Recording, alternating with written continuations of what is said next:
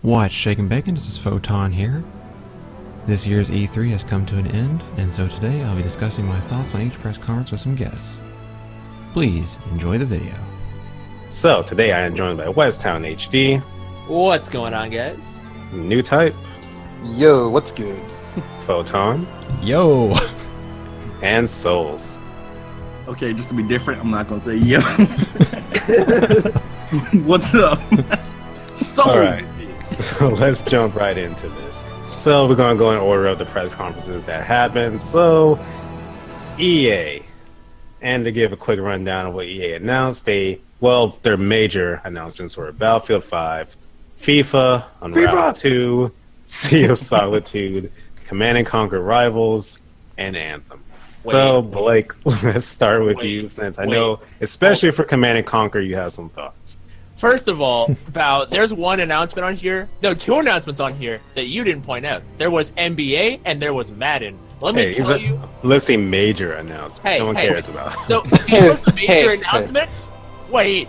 FIFA is, okay, football or soccer, you want to call it, it's the biggest sport in the world, and the World Cup's happening right now. So anyway, to give my opinion on the new Command & Conquer, let me tell you how before the Direct started, I was like, Bao, I really like Command & Conquer. I would love a new Command & Conquer game. Bao has the audacity after the stream to say, well, you got your Command & Conquer game. No. You did, though. No. This Command & Conquer game is, I was so mad. I was like, what made it worse, what cemented it worse, because as soon as they showed it off in the presentation, they're like, we're just going to have a mini esports tournament here, have like two guys on the field, they're going to trash talk each other, they're gonna play some. I was so lost. It just, the entire game itself looks like a really watered down rendition, and it hurts me. Just like when Chrono Trigger was brought to Steam and everyone found out with the mobile version, everyone refunded their game. Indeed. Alright, Newtype, any thoughts about EA? I'm just gonna put it out there, Madden don't matter. And Whoa. He ain't lying. I mean, for the Command & Conquer, like, mobile game, like, that's fine, it's cool and all, but I don't think it was kind of, like, main conference worthy. They should have probably put in, like, a pre-register for it. I'm looking on the App Store right now. It's not even available. What is this fraud? I think they should put that at least in their, like, pre-show, or at least in their post-show, but that's about it. As for Star Wars Battlefront 2, I'm kind of glad that they came out and said, yeah, we kind of fucked up a lot, and we're gonna fix it. They came out way too late for that, and I don't think there's any way in fixing Star Wars at this point. I was going to ask if you think it's too late. It's too late, I'm sorry. Bring back old Battlefront, get it on Steam, just saying. Sea of Solitude is the indie game. I think the woman presented it was kind of she didn't had a script on it, so it was kind of awkward, but the game still looks pretty interesting at least. Battlefield, I don't really care for Battlefield that much, but, you know, kicking Call of Duty's ass right now, so I'll give them that much. Unravel 2 looks fantastic if you want to play with a friend, so I will definitely pick that up. And as for Anthem, I might get it, but they had to impress me a little bit more with it, since they were kind of like, since it just felt like really, what's the word, like, set up. Understandable. Mm-hmm. Yeah. That's potential, though. What about you, Photon? What'd you think of EA? Oh boy. So, they managed to do worse than last year, which that was a big surprise. Sports. Okay, so we have FIFA 19, Madden 19, and NBA 19, and 19, and you know, it's just, those are things that just exist, I guess. Command & Conquer Rivals, which the whole segment was really bad because they did a live demo of a mobile game and had people commentating it like it was esports. It was as awkward as like when Microsoft showed off the Darwin project in the conference last year, and they had a shoutcaster come on stage and commentate a match. That was just, oh gosh. Let's see. What made it worse is it came completely out of left field. They just sat River down. Like, okay, what's happening now? And then next thing you know, they got a commentator and everything. They're going ham. I'm like, why? Bao went to go make food. He I didn't literally want went to make. That announcement should have just been a Twitter post. And Like, then, I have no problem with them announcing it. It's just they spent way too long on I it. feel like mobile games are not to be shown at E3 ever again. That should be a taboo. and then well, Ready for next year. they have this the Clone Wars DLC coming to Battlefront 2, which I thought that's that's good. More content's good. Star Wars Jedi Fallen Order. So when Vince Zampella, I hope I said that right, from Respawn, they talked to him, and he's literally in an audience chair, and they talked to him for less than 2 minutes, and that's literally it.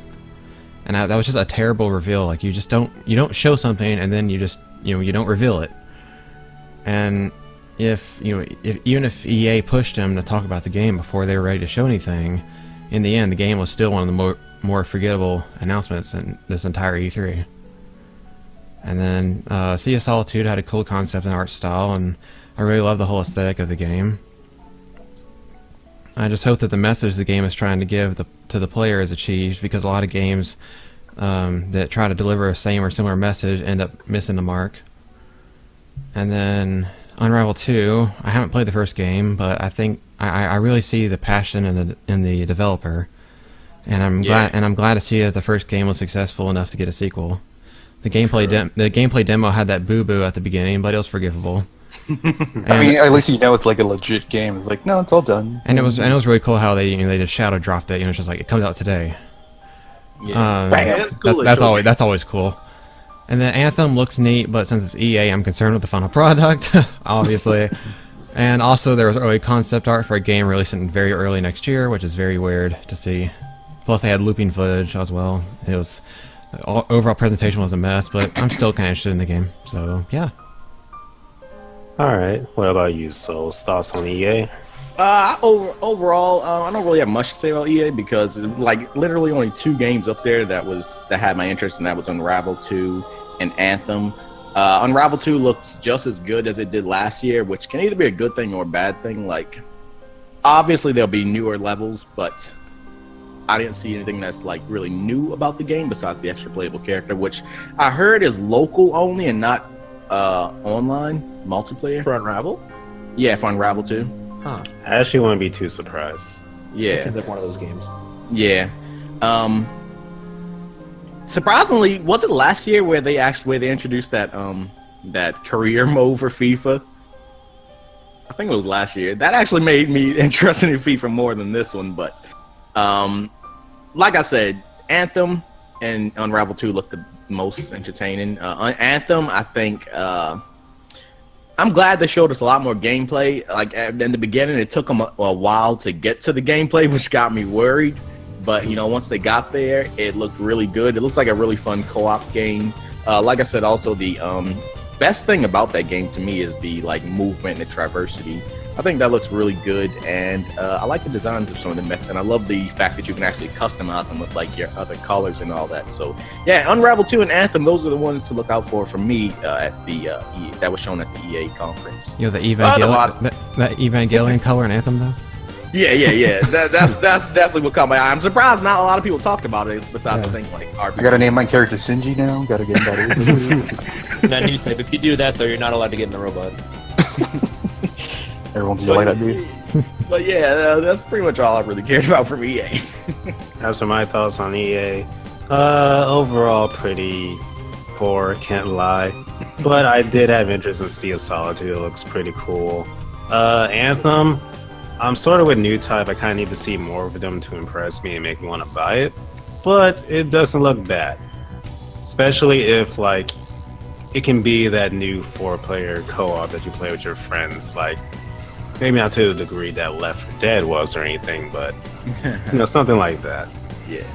And Unravel 2, I'm not the biggest platformer fan, but the game itself looks good. And the developer is passionate about his game, so that's a plus.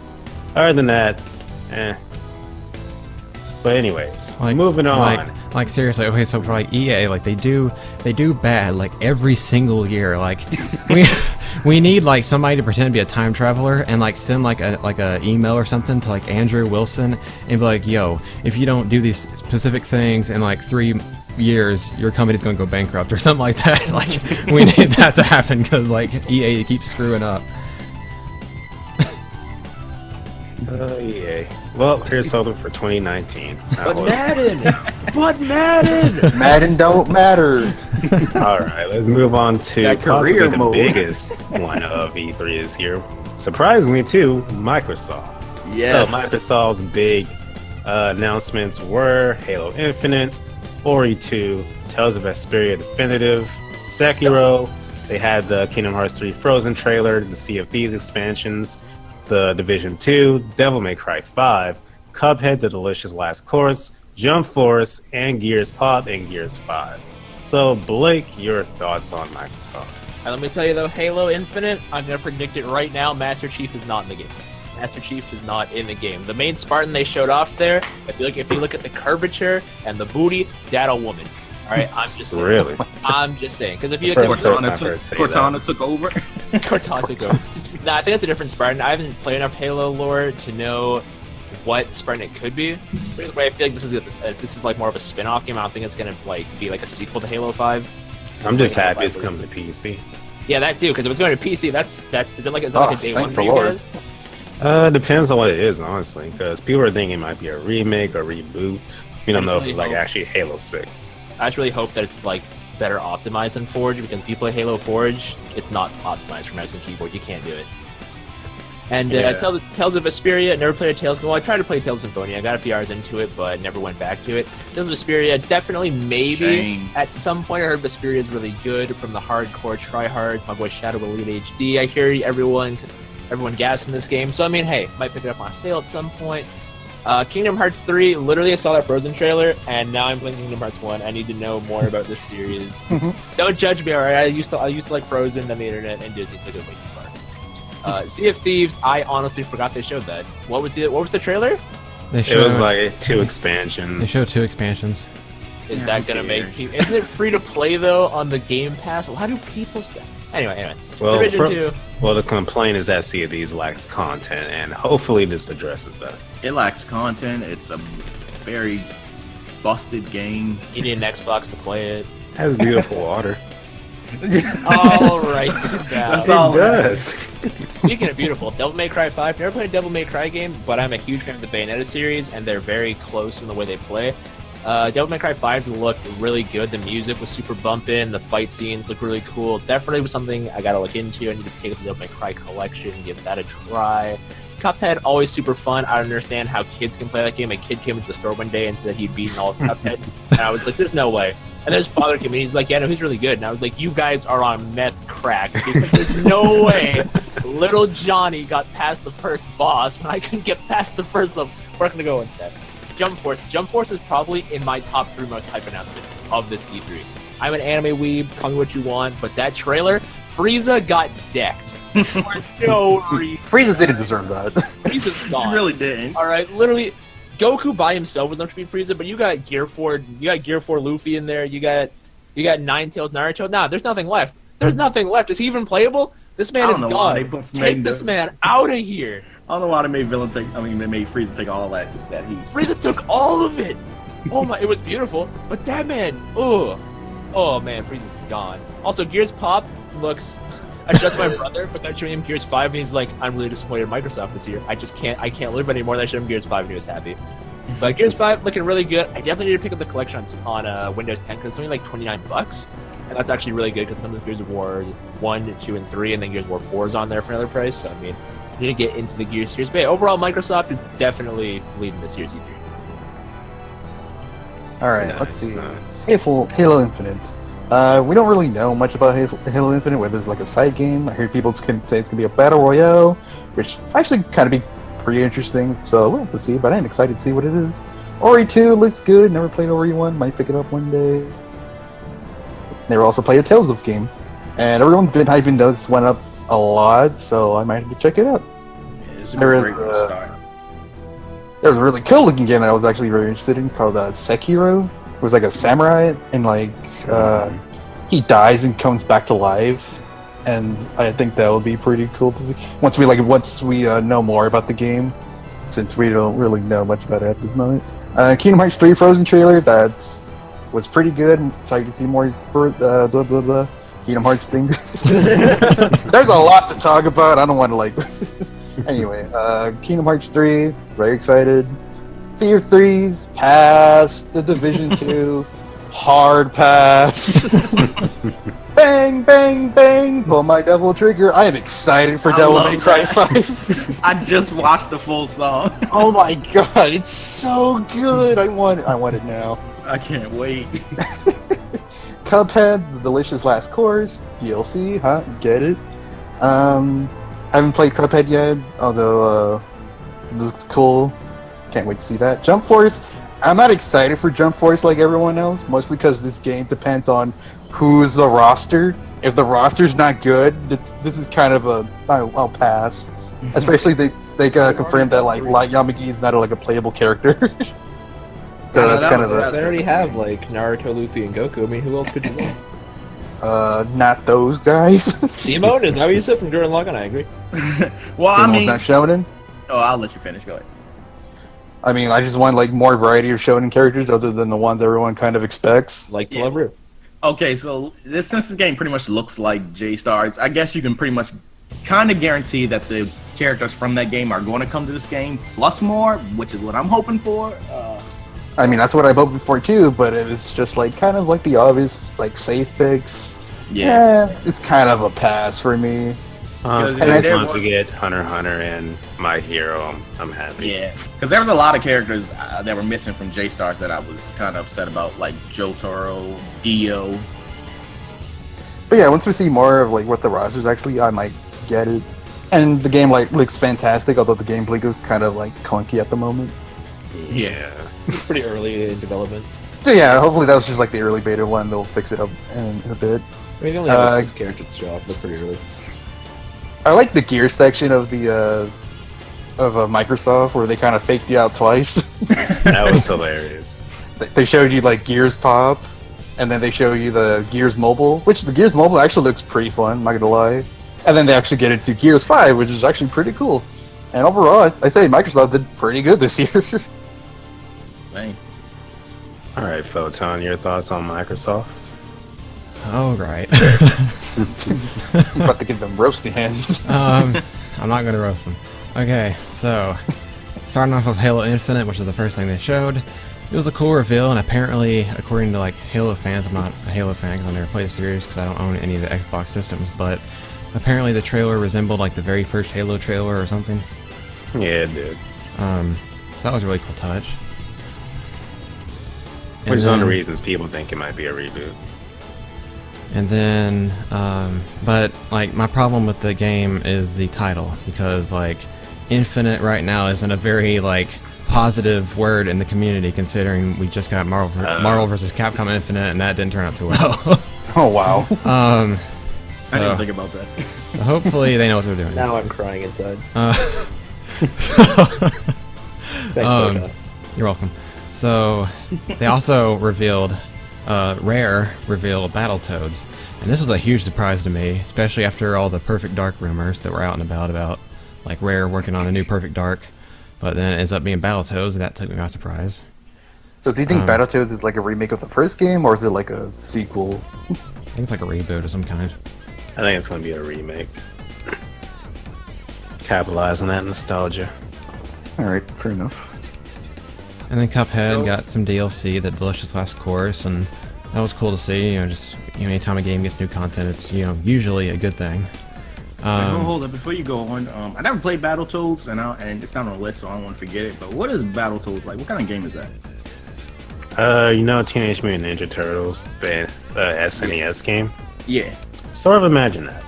Oh, okay. So kind of like side scroller, beat 'em up. Oh, kind of like what's that? Double Dragon. Not so much a beat 'em up, but basically they were made around the same time period. And yeah. Ah, okay. They're also notorious for being like the hardest game ever. Okay. So But yeah. Tales of Vesperia Definitive Edition. It's finally here performing for you. And like, sorry for that reference, but you know, it's just like, you know, that's definitely one of the most like requested remasters in the like entire like JRPG community. So the fact that it's finally a thing that exists is obviously really good. And was that song playing in its trailer, its theme? Yeah. Yep. That song was hella catchy. I'm gonna need a link. So I had a feeling you'd like that. Ring a Bell. That's the name of it. So like as soon as I start getting into the Tales of series, I'll definitely pick up Vesperia at some point. Cyberpunk 2077, that's a game that exists. I don't really have any opinion on it. It's just a thing that exists that a lot of people are excited about, so good for them. Just Cause 4, I'm really happy to see another Just Cause game.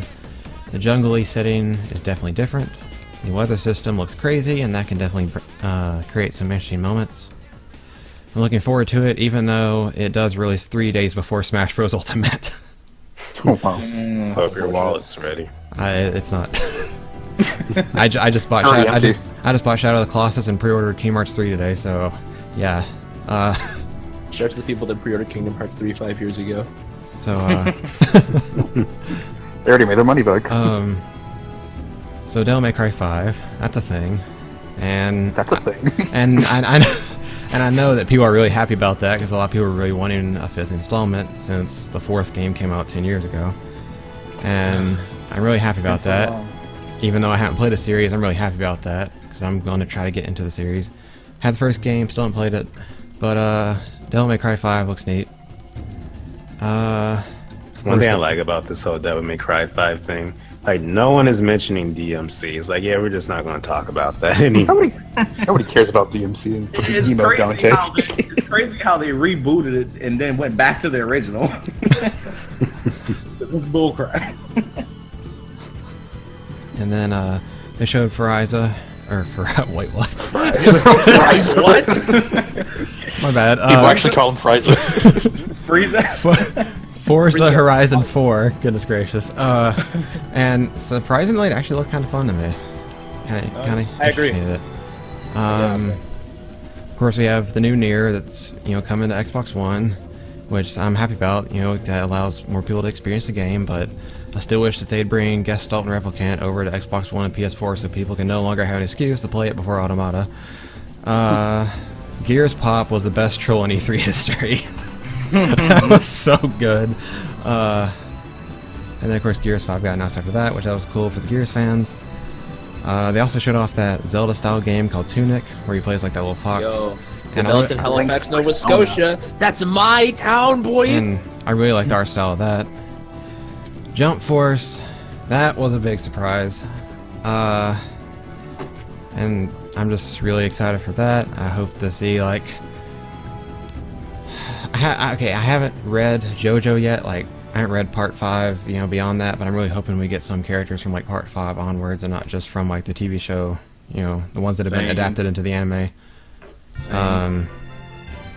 Specifically from Steel Ball Run.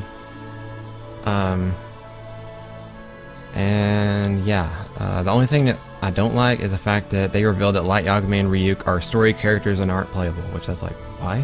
Why'd you show it then? Just make Light slap people with his book. So the Maybe they'll at least be support Like characters. stab him with a pen. Like and jump off. but Stab it with a pen. and then so the playable characters so far are Naruto, Sasuke, Goku, Frieza, Luffy, and Zoro. So those aren't really any surprise announcements. But of course I'm expecting them to reveal like Ichigo and characters like that soon. First, I didn't show Ichigo in that scuffle. Same here. I was like, did Bleach fall that low to not be shown here? I mean, Frieza could take another, Didn't anime end like on a cliffhanger or something? It ended really bad. I think it ended mostly because people didn't like who Ichigo hooked up with. They was hoping it'd be Rukia. The Awesome Adventures of Captain Spirit. I'm really happy to see like a prequel to Life is Strange 2 that's announced. Not to mention it's free and it comes out in just a couple weeks. Is it? Yeah. Is it going to be just one episode free, or I'm not sure. is that all it is one episode? I'm not sure. Uh-oh. All I know is that like the whole thing as a whole is free and comes out like June 26th, which is like I think in it a is couple weeks. episodic. And then They showed Session, which is not Skate 4. And that was a bit, like, disappointing. Hey, at least it's another skateboard game, so maybe this one will have potential. It's a spiritual successor. I thought it was Tony Hawk. I was mad. And then Ori and the Will of the Wisps. I cannot say wisps. That's so hard to say. It had a really gorgeous art style, great music, cool gameplay. Yeah, definitely the presentation in this trailer was a lot better than what it was last year, in my opinion. It's like last year, they just had like the character like walking around. And this time we're seeing him do combat moves and stuff like that. So that was cool. I haven't played the first game, but I'm hoping to get into it at some point if I have time. PUBG showed off some kind of new maps. So that's cool for people that are interested in that. Sea of Thieves got some expansions. The Cursed Sails, which comes out in July, and Forsaken Shores, which comes out in September. Which those look cool. Cade! To add more content into Sea of Thieves, which it kind of lacked. Sekiro Shadows Die Twice, which looked amazing. I'm not a fan of like the Souls kind of games, unfortunately, so like I'm not interested, but that's just personal opinion. But for the people that do like this kind of games, that's really cool. And yeah, let's see. Crackdown 3 got delayed to 2019, which that game was revealed at E3 2014. And it's just like, that's just a game that people have stopped caring about, because like if it had released earlier, maybe it'd be different. The whole thing just dragged on, and they're still delaying it, and it's just, goodness gracious. And then they showed Shadow of the Tomb Raider as well, which that was cool. Kingdom Hearts 3, oh great. Don't worry, it's actually kind of short. Get into it. So I like the reveal of the Frozen world. I'm glad it's not a musical world like some people were like expecting. That's pretty much why the people that didn't want Frozen in Kingdom Hearts 3, that's pretty much their problem, is that it'd be like another Atlantica, but it's not. So I'm glad that it's like a more it's your usual combat world. And I think that the release date being revealed before any of the E3 trailers really helped the trailer shine and not be a downer. And the gummy ships looked great because they're now kind of more open and all that. And game continues to look more and more gorgeous. We have to see Larxene as well. And then of course there was the huge stinger at the end. Gosh, I'm still trying to recover from that. With Aqua being Norded. Aqua got Norded. She got Norded. That still sounds like an STD. And then the last two things aren't necessarily game related, but Microsoft, well, I mean they are, but not like specific games. But Microsoft, of course, has new studios. They have Playground Games, which do Forza Horizon, not Forza, or whatever I said before. Forza. Undead Labs, State of Decay, Ninja Theory, which is behind Hellblade, and Compulsion Games, which is behind We Happy Few. So that's really cool for them to be able to have a bunch of new studios for them to work with.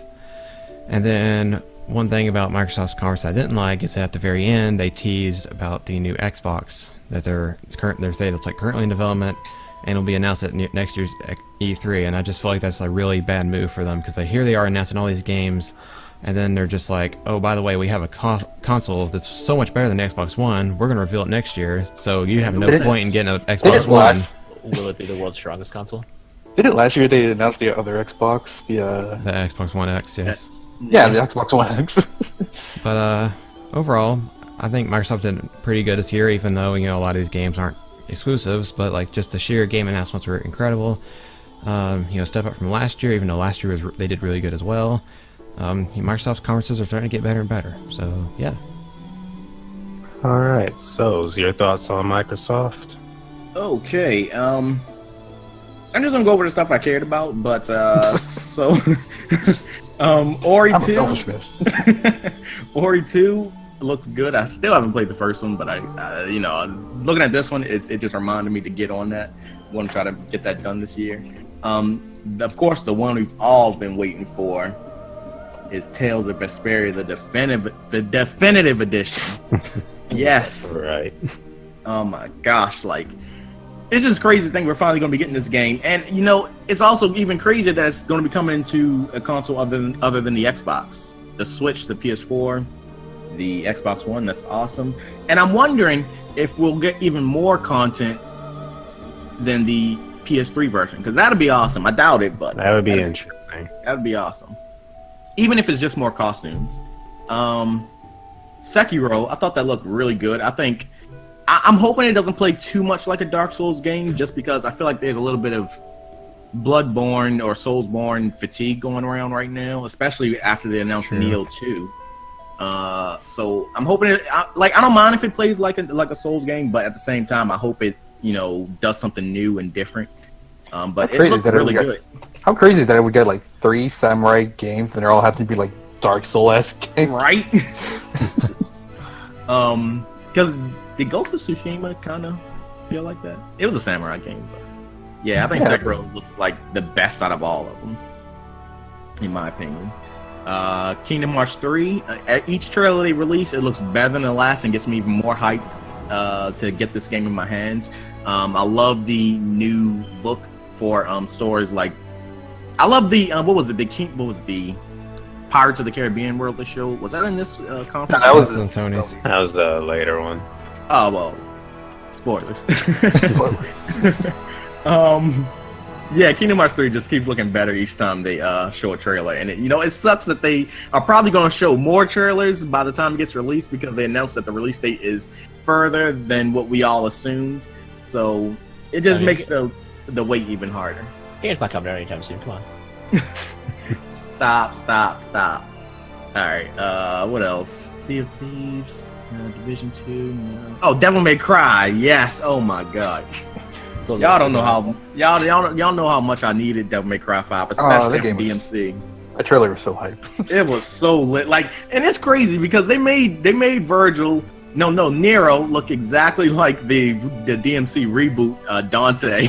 And I don't know if they did that on purpose, but a lot of people were saying they were kind of like trying to give a successor to DMC Dante, cooler DMC Dante. Wait, what's that game that got canceled with Microsoft? Scalebound. Yeah. Scalebound antagonist. Don't do it. That's a Come soft on now, spot. you know he looks just like him.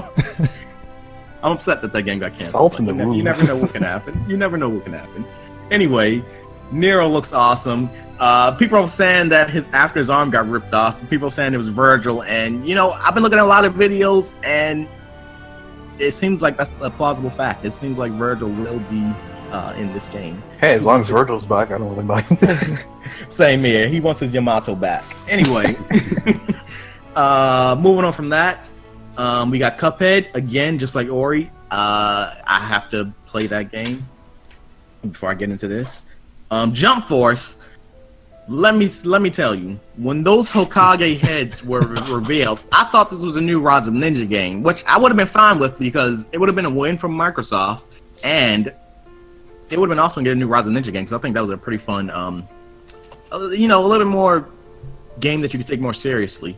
But instead, it was another crossover jump game called Jump Force, which looked beautiful. Like it's taking place in New York City, which is like crazy. Why is it taking place in America? Like it's Spider-Man. That's probably the biggest on shock top of the that American trailer flag. was setting. It looked crazy good. Yeah, here's my theory. They're in New York because Frieza committed tax fraud. No, they're there to stop Thanos. Stop it. You know they can't hold a candle to Thanos. Hey, Light, he can. Yeah, what's her full What's name? Thanos' last name? he'll trick one of the combatants to give up half their life so you can see their name. Anyway, Spoilers, by the way. they don't know what I'm talking about if they ain't see it. Anyway, what else? Jump Force. It actually showed a lot of gameplay for this game, and I'm so happy that Zoro is going to be in this game because, like I said, this game looked a lot like J-Stars, and there were a lot of characters that weren't present in that game that I'm hoping make an appearance in Jump Force. So we got Zoro, but I need Sanji now. I need Sanji because it was kind of weird for them to put Boa Hancock in J-Stars. I mean, I feel like if they use too many characters from the same series, we won't get as much diversity in anime. I feel like 4 characters in the anime is a good limit. I agree, but at the same time, we don't know exactly how many series they're going to put in this game, so it could be like what you see here plus like 3 or 4 more series. Yeah, So- outdo Smash Bros. And give it 65 characters. Come on. Hey, we'd all want that. I ain't Put in complaining. all the Shonen characters. Everyone's here. Everyone. Oh, imagine trailer just says they're all In the same font. Yes. I think that trailer would still be going on right now. What else? Well, I guess I feel like we should do another video on characters that we want in Jump Force later. But then we got the gear stuff. Like you guys said, that was the biggest troll of E3 and E3 history. Gears Pop, then that Tactics Gears game, and then Gears 5, which looks really good actually. I think it looks even better than the fourth game. You got the female protagonist played by Laura Bailey, I believe. Yeah, Yeah, that was right. my girl. And I think that's all I really cared mostly about at the Microsoft conference. Microsoft, they did really good this year. Now a lot of people get on them and say like, yeah, pretty much every game they shown you're not even going to buy on an Xbox platform. But I mean, you're damn as right. gamers here, let's be real, we don't really care about the console. At the end of the day, we care about the games. I mean, we need the console, don't get me wrong, but we care about the games. So, Microsoft, you guys get a thumbs up. Y'all did good. That's true. Alright, my thoughts on Microsoft. Halo Infinite, can't really be interested in it yet because, like I said, we don't know what it is, haven't even seen any gameplay, but I will keep it on my radar. Tales of Vesperia, the definitive edition, definitely one of the top announcements of E3 for me because I love that game. I put probably collectively over 200 hours into the original. I actually today went back to Tales of the Abyss because of my hype for Vesperia, which I might stream later if I have time. Let me ask you, did you get all the costumes in Vesperia? Because I never managed to get all of them. Yes, but I had to use a guide on the second playthrough. No shame, no shame. I guess I should mention that's one of my big issues with Vesperia. Actually, you miss a ton of side content if you don't use a guide. Like, it's impossible to get all that stuff on your own. Like, I was so mad about Endgame when I watched the playthrough, and this guy had these dope, like, cowboy Dark Knight costumes for Yuri. I was like, what the heck? But yeah, it's still going to be a problem because the PS3 version has even more.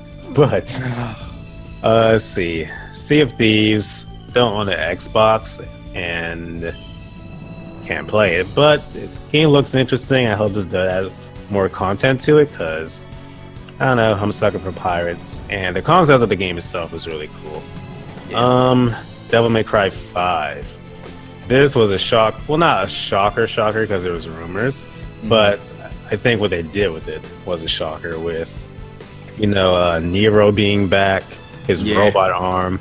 Although there's one thing I'm confused about. Is this a sequel? Because Yeah, it's a sequel. They said it takes Yeah, it's a sequel. 10 years after... No, 7 or 10 years after 4. he looks younger than he used to. Just because of the way he's drawn. I think he looks a bit older. Yeah, I think he looks a little older. Then again, they're all like half demons, so it might take a while for them to actually age.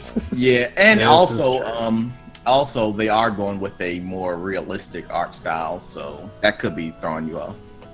Also true. But I regardless, think I'm he also looking name forward dropped to like one of the characters from 4 too. I think it was like his female friend. Yeah, Kyrie or something. Yeah, I think he name dropped her in the trailer. Yeah. I was really a fan of 4, so I'm glad to see Nero back, and I can't wait to play this. Cuphead, I have not played the original, mainly because I know how notoriously hard it is, and Same. probably not very enjoyable to play, despite how good it looks for me. You ain't about that life. I don't hate myself that much. Jump Force, it looks like, the trailer itself, I thought was like Battle Dawn from the GameCube and PS2 days. If anyone remembers that crossover. But the fact that it's another Jump Stars game is pretty awesome. Like I said earlier in the discussion, as long as we get like Hunter x Hunter and My Hero Academia, I'll probably be happy. Although I am a bit worried about the gameplay just because it does look a bit not polished. It was a little clunky. And finally, with the Gears stuff, actually not finally, one more thing. But with the Gears stuff, Gears Pop, that was probably the most hilarious E3 moment ever for me. The way they did it was really well done. But thankfully, in their defense, they had Gears 5 after that, so they can be excused with some trolling. Like if they had just had Gears Pop and not Gears 5, then they would have caught hell from people. And finally, riots in the streets. what I wanted to talk about was Cyberpunk. Was it 2077? Yep. Oh yeah, I Yes. forgot about that game. Yeah, that's from the creators of The Witcher 3, and that game is phenomenal. So I'm very much looking forward to this. Yeah. Yeah. Whoa. I mean, I it can't wait seems to see interesting, gameplay. but a lot of people have been hyping it up, but I still need to see more of it because I have no clue what it is. Well, it's an RPG. You know that. Yeah. Okay. But yeah, there's no gameplay of it yet. But I trust CD Projekt Red after their endeavors with the Witcher series, because it's freaking phenomenal. But yeah, overall, Microsoft, phenomenal this year. Really blew everyone out the water, everyone's expectations. Let's see if they can do it again next year. Hopefully. And let's move on. To At least they're not Square. EA. So, Square primarily had Shadow of the Tomb Raider, an announcement about Final Fantasy XIV having a crossover with Monster Hunter World. We got a more extensive look at the awesome adventures of Captain Spirit, Dragon Quest XI, a new IP called Babylon's Fall, Just Cause 4, and another new IP, The Quiet Man. So, Blake, go ahead. All right, so going into this, I'm not gonna lie. I told myself I wasn't gonna expect too much, but they showed below not enough. Like Square Enix's press conference, I was expecting at least like 45 minutes to an hour to keep up with everything else, but they literally, I think the press conference was like 30 minutes around that, 29. Yeah. It felt really short, and what they showed off felt really rushed and unprepared. I know a lot of people were expecting to see Final Fantasy VII, but I'm convinced the game's not in development. It is. It's all a conspiracy theory. I could have sworn that trailer they showed off at last year's E3 off some kind of YouTube channel somewhere, because there's no way that game's in development. But I mean, hey, the Final Fantasy 14 Monster Hunter stuff, I might actually get back into 14. Final Fantasy 14 is one of the few MMOs that I actually played for longer than half an hour, because MMOs typically turn me off with how much is going on around them. Final Fantasy 14 system felt different enough. Adventures of Captain Spirit looks interesting. Free-to-play stuff is always a plus. Dragon Quest XI, I remember when they announced that for the Switch like 3 years ago, went under the tag NX, and we were like, Dragon Quest, yeah, and now it's not even out yet. But Babylon's Fall, definitely taking a risk there with a new IP, but I think it looks good enough. I just need to see more, and I'll definitely be hooked. Just Cause 4, not gonna lie, I never knew Just Cause was Square Enix property, and seeing in this game, or seeing in this direct story, it looked ridiculously wild, and I kind of want to drive a car into a tornado now. But that's just my... And just so you know, Just Cause 3 is on sale right now for $7 on PSN. $7? Hold I just the bought it phone. myself. Hold the phone. Pause the recording. Is this Your a boy's brand gonna deal? play some Just Cause. Let's get it.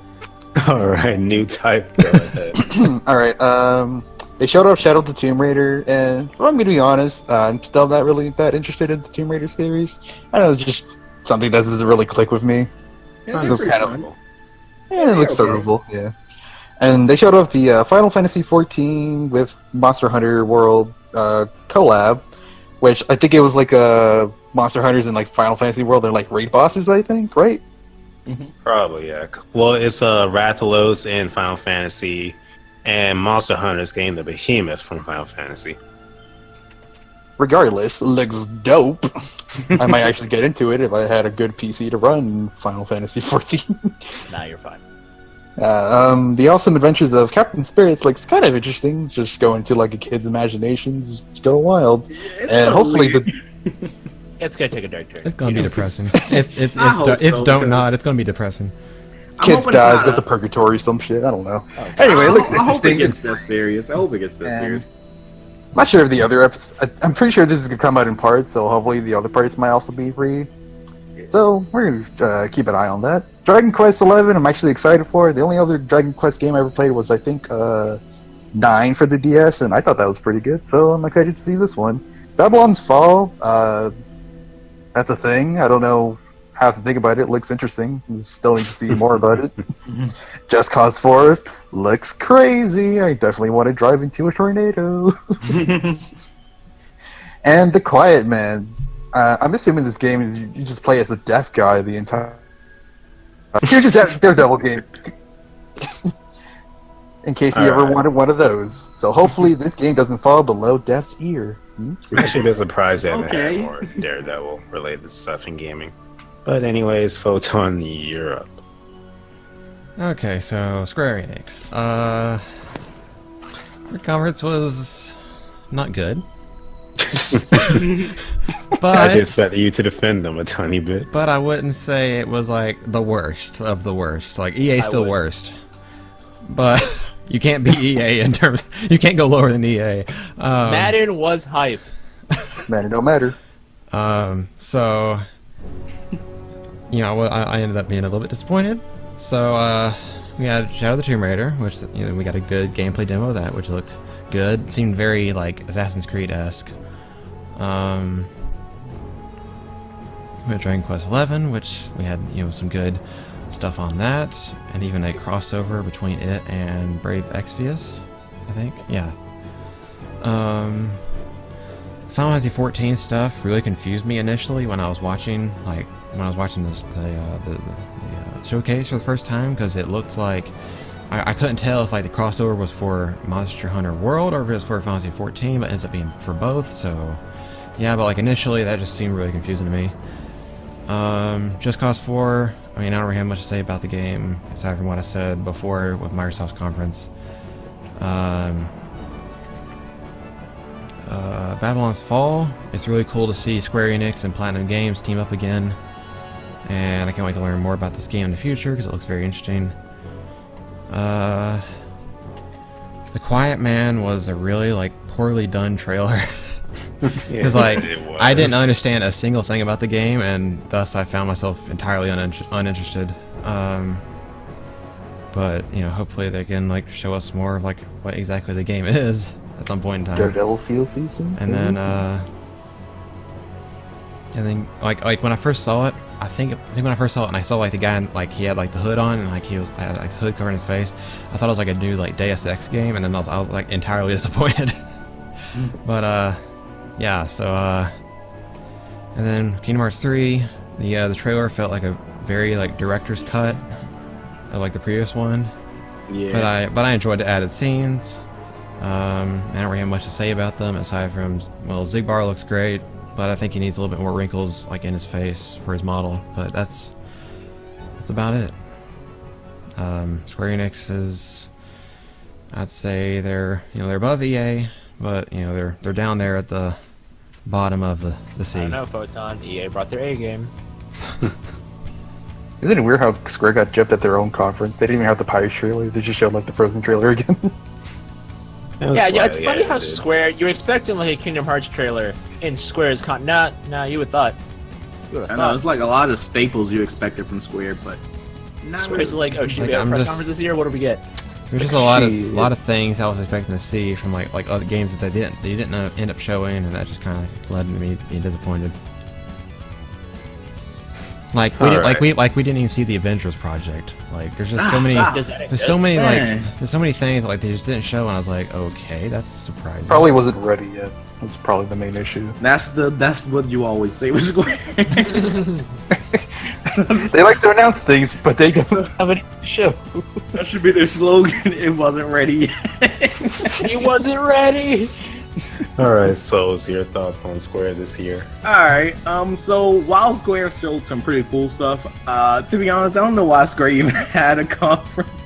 They should have gave all their reveals and trailers to the big guys like Microsoft, Sony, Nintendo, all them, to show off these games, because it was just a waste of time, really. These could have been showed at any time. It wasn't really anything to set aside for. Not to mention most of the stuff they already showed in the other conferences. Exactly. So yeah, Shadow of the Tomb Raider. I think the Tomb Raider games are decent. They're not like crazy out there. Like they're not day one games to me. I don't know why she isn't dual wielding her pistols. You know, iconic Lara Croft using her dual wielding pistols. Especially if you played the first game and how that ended. I'm just, you know, like a lot of people said, I'm waiting for it to become the Tomb Raider. What else? The Final Fantasy 14 cross Monster Hunter collab. I gotta get into the Final Fantasy MMO. It looks like a lot of fun, so I can't really say much on it right now, but it's a pretty thing that's going on with them. The Awesome Adventures of Captain Spirit. like y'all said, it's cool that we're getting a prologue to Life is Strange 2 because I absolutely love Life is Strange. I just feel like it's a little weird. Like, I just need something interesting to happen because it feels like a PBS show right now. It'll get much darker. Just wait. Till I hope so. And I also need to know like how many episodes this is going to be since this is a prologue, and if it's going to be, and also when is Life is Strange 2 even happening? This is Life is Strange 2. What are you talking about? No, it's not. Okay. Dragon Quest 11, that looks freaking awesome. I can't wait to get that in my hands. I can't really. I only played Dragon Quest 8, and while that game was awesome, I didn't really like the random encounter rate. Yeah, it was very high. Yeah, it was super annoying. But I'm not really sure exactly how this game is going to work. I don't know if there's going to be random encounters or actual enemies you run into on the screen. I haven't really seen too much gameplay because I don't want to, spoil myself. Babylon's Fall. I actually like what they showed for that. That looks really cool and interesting. So they definitely have my attention with that. Definitely want to see more of that game. Just Cause 4 looks cool, looks crazy, looks exciting as always. It really looks like they're keeping what they did with Just Cause 3 and taking things to level over 9,000. The Quiet Man, like y'all said, the trailer or the introduction was weird. I thought it was a cool transition from live action to end game, but why? that was the best you guys came up with to introduce that game. But I don't know. The combat looks kind of like I don't want to say Batman because I think everybody says Batman too much, but it looks interesting. Definitely another game I'll keep my eye on. Not as much as not as much as Babylon's Fall, but it looks interesting. But overall, yeah, Square really didn't need to have a conference if this is on a show. Those are my thoughts, at least. All right. For me, Square, disappointing, but I wasn't expecting too much from them, honestly. Although I did want another look at Final Fantasy VII, we didn't get that, so that sucks. Yeah, Big L. Shout out to Tomb Raider. I liked the first rebooted Tomb Raider game. Never played the second one, Rise of the Tomb Raider. It was good, basically an Uncharted clone, but it was good, so I didn't really care. I literally thought it was Uncharted Lost Legacy. A little bit more gameplay though than the Uncharted games. And I will admit, one of my favorite parts is watching Laura get killed in various ways. I remember that, like the log going in her mouth. It took a lot of effort to make gruesome deaths for her. Yeah, like why did they do that? They know how much gamers are sadists. Oh my god. It was worse than Mortal Kombat sometimes. Yeah, it kind of was. Alright, Yeah, moving on to Mortal Final Kombat Fantasy 14 and Monster Hunter. The fact that's even happening is freaking awesome. I don't know the exact details besides like what they are. Of course, Rathalos and Final Fantasy, Behemoth and Monster Hunter. But like, I don't know if it's just a timed event or whatever. But pretty cool the fact it's even happening. Dragon Quest 11. Really looking forward to this one. It still sucks for not getting the 3DS version. But the fact we're getting it all is awesome. I'm not sure if I want this on PC or Switch though. I'm still like juggling my choice around. That's true. I mean, but this seems like a big game. You gotta make sure it can run, well on Switch because I mean, Xenoblade ran well enough. Like, as long as it's enough, not crashing, and so long as it does not turn your Switch into an oven, you're fine. Okay. Well, yeah, if it's the Switch version ends up being like 720p, I'll probably just go for a PC. But whatever. I was gonna say also the resolution. Babylon's Fall. We really don't even know what this really is, besides who's making it and as like biblical base. But the concept I like. Platinum's involved. Something really awesome could come out of this, so I'll keep my eye on it. Just Cause 4. I only got into the series with 3, but it's really fun and ridiculous. It's like GTA pushed to its maximum ridiculousness with explosions and action. Duke Nukem. So I thought that was Saints Row. Yeah, pretty much. Quiet Man. This one was interesting. Quiet Man. I don't know what Square was trying to do here. It's like, oh, it's quiet, man, and that was just it. It was a pretty quiet announcement. I don't know. It was just really weird. And overall, Square definitely, I won't say they dropped the ball this year, but it could have been more. Let me tell you how E3 threw Square the ball, and then Madden came in, gave them the tackle, caught that ball, and got a touchdown. I mean, I was thinking more basketball, but okay. But anyways, that'll do it for Square. Now we can move on to Ubisoft. And this year, Ubisoft had Just Dance 2019, Hell yeah. Beyond Good and Evil 2, Trials Rising, new content for Mario Rabbids, more Skull and Bones stuff, Starlink with the Star Fox collaboration, update for Honor, and Assassin's Creed Odyssey. So, Blake, your thoughts on Ubisoft? All right, let me tell you how the first 15 minutes of Ubisoft's press conference, I was losing hope fast. Okay, they came in with the pandas. They came in with the performers. People were dancing. They were shaking. The panda was going in. All right, let me tell you, they had the drums. They had the trumpets. I was like, this E3 has been way too musical. Between this and Rage 2, there has been way too much music in this year's E3. It's just weird, but Just Dance 2019. All right, I will give Ubisoft shout out to the fact that they're still bringing it to the Wii. But that's crazy to me. They're still bringing the game to the Wii. I think they commented on it. They said the reason they bring it to the Wii is because they're not graphically demanding games, and Wii remotes are the easiest thing to use for Just Dance. Wait. Just Dance 2019 is coming to the Wii? Yes, sir. Yep. It's coming to the Wii, Xbox. Are you serious? It's coming Yes, to everything. we are very Brand serious. new. I mean, the Wii's probably not the definitive edition, of course, but I mean, it's a Just Dance game. I mean, to all those people that see, I work at a game store, and you'd be surprised how many like little old ladies and like people during New Year's coming to buy Just Dance. It's an actual thing. Why New Year's? That's definitely a Black Friday seller. Exactly.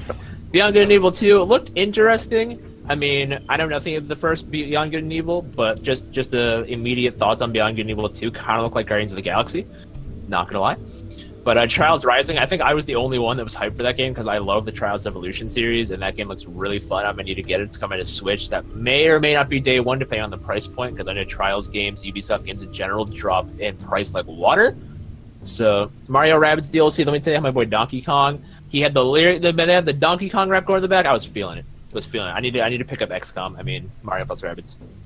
Skull and Bones, I mean, it's literally Assassin's Creed Black Flag, but like no Assassin's Creed, just Black Flag, which from what I understand is pretty all right with everyone. Starlink, you liked it. It was fun. Starlink with the Star. I feel like there's a missed opportunity with Starlink, where they only have the Star Fox stuff and the Nintendo stuff. Like for example, in the Xbox version, why didn't they have like a Halo exclusive thing, or like in Sony, why didn't they have like, I don't know, what does Sony have exclusive to them? Like Actually, now that you mention it, like a Banshee from Halo. yeah, or That'd something. be Just pretty like cool. Yeah. if each game had its own crossover, it would feel more genuine. But I feel like They only want them to sell on literally- Switch. I was to say, it's literally just gonna be like, to people who are fans of the game or just fans of Star Fox in general, they're gonna look at this and be like, I don't see any reason not to get this version. Yeah, like make a Nathan Drake and a Master Chief one. Exactly. Drake. Also, For Honor, I can't really Crash. comment on that. Never really played the series. It looks like a giant Dynasty Warriors game, but you're being slaughtered. So, More like 1v1. Assassin's Creed Odyssey, looking really cool. This whole supernatural aspect is an interesting concept. I know my brother, who's a longtime fan of Assassin's Creed, he's getting tired with them calling these games Assassin's Creed, when in reality they're really not Assassin's Creed games anymore. And so, I mean, yeah, looks interesting though. Definitely gonna have to like give it a look. I've not played Assassin's Creed Origins, but this game looks definitely. It looks better than like the train of Assassin's Creed games they've been putting out. All right. I'm gonna give it a 6 out of 10. All right, so Just Dance 2019. It's another Just Dance game. You excited for that? That's cool. Yes. I'm not, but you know, whatever. Shake it, Nathan. Come on, Rico. Anyway, I'm actually looking forward to this, since they had that surprise reveal at the very end where the main protagonist from the first game, Jade, is apparently a villain now, which is like, what? And they say this game's a prequel or a sequel or something like that? I believe it's Or like a mix of both? Okay, and I don't know how that's going to work out, but shall see. And Trials Rising looks actually pretty fun, although it's not like a first day buy for me. It's definitely like, I'll get it eventually, but regardless, it still looks interesting. Mario's Rabbids, I always wanted to try this. XCOM Nintendo, add in Star Fox, and you'll be good. That actually cool. Yeah, no, right? Skull and Bones, it's just Black Flag without the Assassin's Creed part. And that's pretty dope, because it looks really good. Starlink with Star Fox collab. Honestly, the only main selling point for this game for me is the Star Fox aspect. Other than that, the game's kind of... Kind of eh. Yeah, just like, yeah, it's there. You can probably pick it up for your kid if you want. For Honor, still not interested in For Honor, although thank you, Ubi, for releasing this game for free, because now I have it for free, but I'm never going to play it. So thank you for that. And then we finally have Creed Odyssey. I'm not going to call it Assassin's Creed Odyssey, because I didn't see an assassin in it. So I've seen gameplay. There's no assassin stuff. So we're coming out with Creed Odyssey, a new IP from Ubisoft. Creed Odyssey. Creed Odyssey. And honestly, it's just another Assassin's Creed game. Doesn't really look too interesting. They already done the male-female swap you can choose at the beginnings. Just whatever. It's there if you want it. Not interested. Overall, Ubisoft, they did well this year. I like the fact they were kind of a bit more memey this year. And other than that, I'm not really too crazy about anything released other than just Beyond Good and Evil 2, some Mario Rabbids stuff, and yeah. Alright, Photon, your thoughts on Ubisoft? Alright. Well, just like almost every single conference in this entire E3 year, they start out with a train wreck. so We can only go up from here. so we start off with Just Dance. And I was like, oh boy, here we go. So I showed off Just Dance 2019, which that's, that's whatever. For Honor got an update, which that's cool. The Division 2, I actually don't really remember what they showed off about the Division 2 at Ubisoft, because I remember it mostly from Microsoft's conference. And then the Crew 2, they showed that off, that was cool. I think that game comes out really soon, actually. Beyond Good and Evil, it's okay. I mean, I'm not, haven't played the first game, but it looks interesting. And then there's, of course, Skull and Bones, which was like Black Flag. But I need to see more of the game to convince me to buy it. But I'm definitely interested, because like, okay, when it comes to video games, ocean-related things are like my ultimate weakness. Like I love ocean-related things, like boats in the ocean and all that. I love that. So when I see boats in an ocean, it gets me interested. So, yeah. Then there was that Transference game that Elijah Wood presented, and that was kind of spooky. not my type of game. Too spooky for you? Yes. And then Trials Rising, that was a thing, and I like how it's like, it's coming to like a bunch of different platforms, including Nintendo Switch, so that's good. And Starlink Battle for Atlas, game looks alright, but the whole Star Fox reveal was a big surprise, but which was very cool, but unfortunately that surprise led to my disappointment in another conference, and I'll get to that when we get to that certain conference. But until then, Assassin's Creed Odyssey, the game looked like a step up from Origins in terms of gameplay, and it looks gorgeous like always. But the game does worry me because it's a prequel to a game called Origins. That's kind of weird. Which, since it's a prequel, there's no assassins, which makes the title of the game feel kind of redundant. As you said before, it's literally just Creed Odyssey. I also find it pretty funny that last year Origins and Super Mario Odyssey came out on the same day, so now they got Assassin's Creed Odyssey. But the game looks good, and I'll probably get it at some point. So yeah, but Ubisoft, again, just like most conferences, started out with a train wreck and ended up alright. I'll give them that. A musical train wreck with great choreography. All right, Soulz, what did you think of Ubisoft? Alright, so Ubisoft was completely terrible because Usher there. Yeah, they started off, as always, they got to show their Just Dance. Then we got Beyond Good and Evil 2. I have not played the original Beyond Good and Evil either, but Beyond Good and Evil 2 looks really interesting and looks like it'll make a great movie. Then you got Trials Rising, which looks good. It looks like fun. It looks just like dumb fun. Mario Rabbids, again, have not played their the base game, because this is just DLC, right? Yeah. Yeah, so I gotta get on that. What else we got here? Starlink, like y'all said, I don't know why they didn't do a special character for each console, because not only and this is just to me, not only are they really just trying to get people to buy the Switch version, but it's I don't even see anybody buying their original ships. Even if they buy them the Switch, they're not going to get the regular version either. They're going to get the Star Fox one. So I feel like, how you go to GameStop, you see the $5 bin, you'll see all the original versions of that in the $5 bin. All in pieces and open and all looking like a mess over there. And also, it's just me. That thing looks super huge to sit on your controller.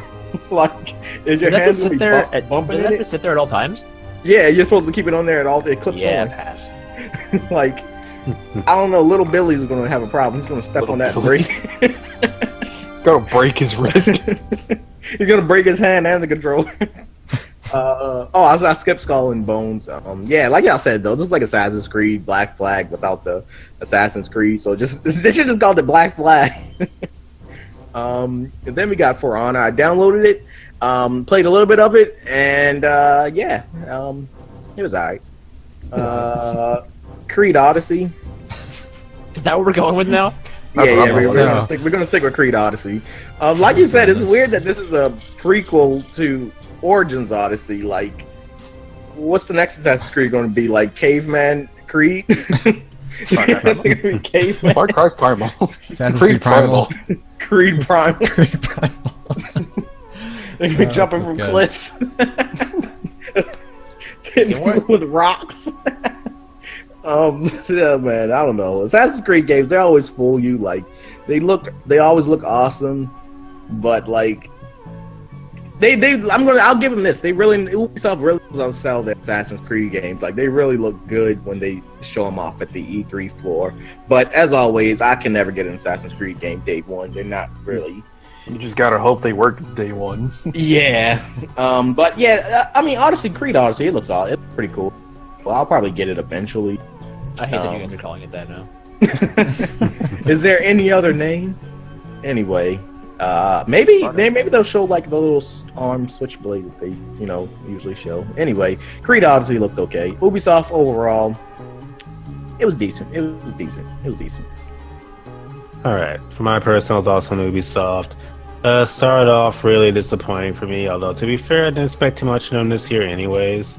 It didn't get interesting for me until pretty much Mario Rabbids, which at first I wasn't expecting to be interesting because I'm just not too interested in the game itself. I plan to pick it up one day, but it's not a must-own. I actually really like what they did with the trailer, having the actual live orchestra and band actually make the sound effects in the trailer live. That's pretty cool. Skull and Bones, probably the highlight for me, because like I said, I'm a sucker for pirates. I like the combat in Black Flag. They're making a game out of it. It's multiplayer.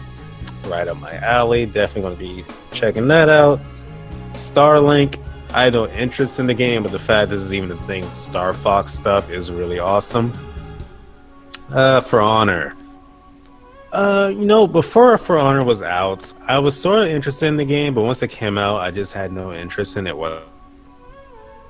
And I don't know, even though it's free now, I have like no will to go download it. But the fact they're offering it for free is pretty It's cool. free now? Yeah, you don't even have to download it. You can just It's like the click last on it. It's like, hey, you own it but, now. Yeah. It's a big file too, so I don't know if it's It's like worth 40 dropping gigs. down. I'm like, fuck that. Plus, you need Uplay, so that's a turn off. You play, because you're playing, not me. And finally, Assassin's Creed Odyssey.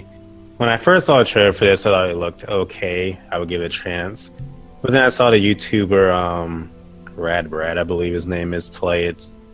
He got like to play it early. And it does not look good, honestly. There's no actual like assassin elements, as far as I can tell. Ship combat is nerfed. I don't even know why there's ship combat in that game. Yeah, they shoot arrows instead of cannonballs, and it's really fast. They put their boats division over to Skull and Bones. Also, for some reason, when you shoot the ships with arrows, explosions come out of it, but we don't talk about that. Yeah, it's weird. Wait. Is Link there? What the fuck? Link, yeah. But yeah. Link. Pretty much any interest I had in the game is gone. And also, the character animations are like Mass Effect Andromeda levels of bad. But to be fair, they're working on it, so that could be fixed by You're throwing launch. shade right now, Bao. It's true, though. It looks bad if you look it up. Not even sugarcoated, just straight up give the ass. But yeah, Ubisoft started out slow, had a couple good notes for me. I won't rate them terrible, but not too amazing either. Alright, let's move on to Bethesda. Who, if you guys scroll down to the bottom, I added there. And they have Rage 2, Doom Eternal, Wolfenstein Youngblood, Fallout 76, The Elder Scrolls Blades, Starfield, Skyrim Very Special Edition, and The Elder Scrolls 6. So, Blake, your thoughts on Bethesda this year? Alright, I'm gonna fire this off. Let's see here. Rage 2, wild. Need it. Doom Eternal, wild. Need it. Wolfenstein Youngblood, I don't know what I'm looking at. Fallout 76, it's Skyrim. The Elder Scrolls Blades, it's Skyrim. Skyrim Very Special Edition, very not Skyrim, but it's still Skyrim. And fun fact, that's actually a real thing you can get on Amazon right now. So I think it's like $40. That's actually a real thing you can buy. And Elder Scrolls 6, they didn't show enough of it to make me hyped for it. They showed a splash screen. What are you gonna do with that? It's Skyrim again, and yeah. Alright, Newtype. I think I'm on with Blake with this. They showed off Rage 2, which actually looks pretty fun. And they also showed off the before they showed the Rage 2 announcement, they had Andrew WK come on and do a live performance. Personally, I was into the live performance, but when they showed the audience, they're like, "What the fuck is this?" I thought that was pretty funny. They didn't show anything for Doom Eternal. They showed like a little snippet of it. They said they're gonna show more of it at QuakeCon. So I might, I don't know, dip into that, see what that, and just dip out. Other than that, I'm very excited for Doom Eternal. Looks very hype. Wolfenstein Youngblood looks pretty fun. Fallout 76, I'm actually really excited for this game. Even though the game's probably just like one humongous ass sandbox, it's still probably fun to fuck around with your friends, and yeah. They showed the Elder Scrolls Blades. I think that's the was that the That's mobile the one? mobile. Yeah, the mobile one. And no, honestly, for a mobile game, it actually looks pretty fun. Just Really? fucking around. Wait, what? Said really? Yeah, it's a free ass mobile game. I And for a mobile, I felt insulted having that on my screen. well, they did the same shit like the Gears guys did. Like, hey, we all this shit. It's like, oh no, here's the thing you actually wanted. True. So in my eyes, they did the same thing like that. And to be honest, for a mobile game, it does look good. And I might actually pick it up. Starfield, Lobster? Skyrim in space, probably. Skyrim Space. Skyrim Very Special Edition. I died laughing when I saw this, especially when you saw Keel doing these like little bit and just doing what he does Is that best. an actual thing? I don't know why I thought it's a troll. Is that an actual No, game? it's an actual thing you can get on Amazon. Oh my Yeah. god. That they both trolled you and actually gave you the product. And then they showed a little side image of Elder Scrolls 6, and we know it is. Everyone knew it was coming, but they just said, like, yeah, it's coming. And overall, I very much did enjoy Bethesda's conference God himself, Todd Howard, came on stage and pretty much told everyone that everyone kind of jerks off with one hand, looks at the phone. Yeah, they had some pretty funny jokes this year. So overall, personally, I enjoyed theirs the best since they did make me laugh and like enjoy it overall. Fair enough. All right, Photon, your thoughts on Bethesda? Alright, so I'm not a fan of Bethesda at all, so this is probably going to be super biased. But, so, Rage 2, even though, with that, Rage 2 looks pretty interesting. Of course, I need to see more, and I need for the game to actually come out and see how actually finished it is. But, it looks neat. Wolfenstein Youngblood, I don't even remember. Like, you all mentioned it, I was like, wait, let me add it to my list. I don't even remember that game at all. Fallout Shelter coming to Nintendo Switch. That's always cool. My buildings are always on fire. More games coming to Switch. You're really bad at Shelter. I'm glad to see it. Bethesda keeps supporting the Switch, unlike EA. Yeah, it's really cool. Doom Eternal. It's cool to see a Doom sequel. Fallout 76. It looked, kind of interesting for, like a new Fallout game, but I feel like they spent way too much time on it because they spent like 40 minutes on it in like the entire conference, and it just stretched out so much. I felt like they were trying to like make their conference as long as like Microsoft and Sony's. Skyrim they were doing that with. You got to keep that in mind. And then they had the Skyrim like parody kind of thing that they did, the very special edition, which that was kind of funny, I guess. But it ended up being real, so like, oh, okay, that's kind of weird. The Elder Scrolls Blades look really bad. Like Todd Howard even looked like he knew it was underwhelming when he was on stage describing it. Like he was just, yeah, it was, it was something. I'll give him that. Starfield. I mean, they didn't really show anything. They just showed like a space station in space, and that was it. Skyrim. So I don't really. So we don't really know like anything about it, but I mean, there's an article that'll tell you a lot about it. Essentially, it's supposed to be like Fallout and Skyrim, like your standard Bethesda open world stuff, but you're going through galaxies. Okay, so No Man's Sky, but probably good. Probably good, yeah. Hopefully. And then they showed off, of course, Elder Scrolls 6. Finally, or sorry, should I say Skyrim 2? But they finally showed off. Should be the same world. Elder Scrolls. They finally showed off Elder Scrolls 6, which I'm happy about because we can finally move on from all the Skyrim jokes and ports and remasters and remakes and porting it into your microwave and all that. And we could finally just make a new game.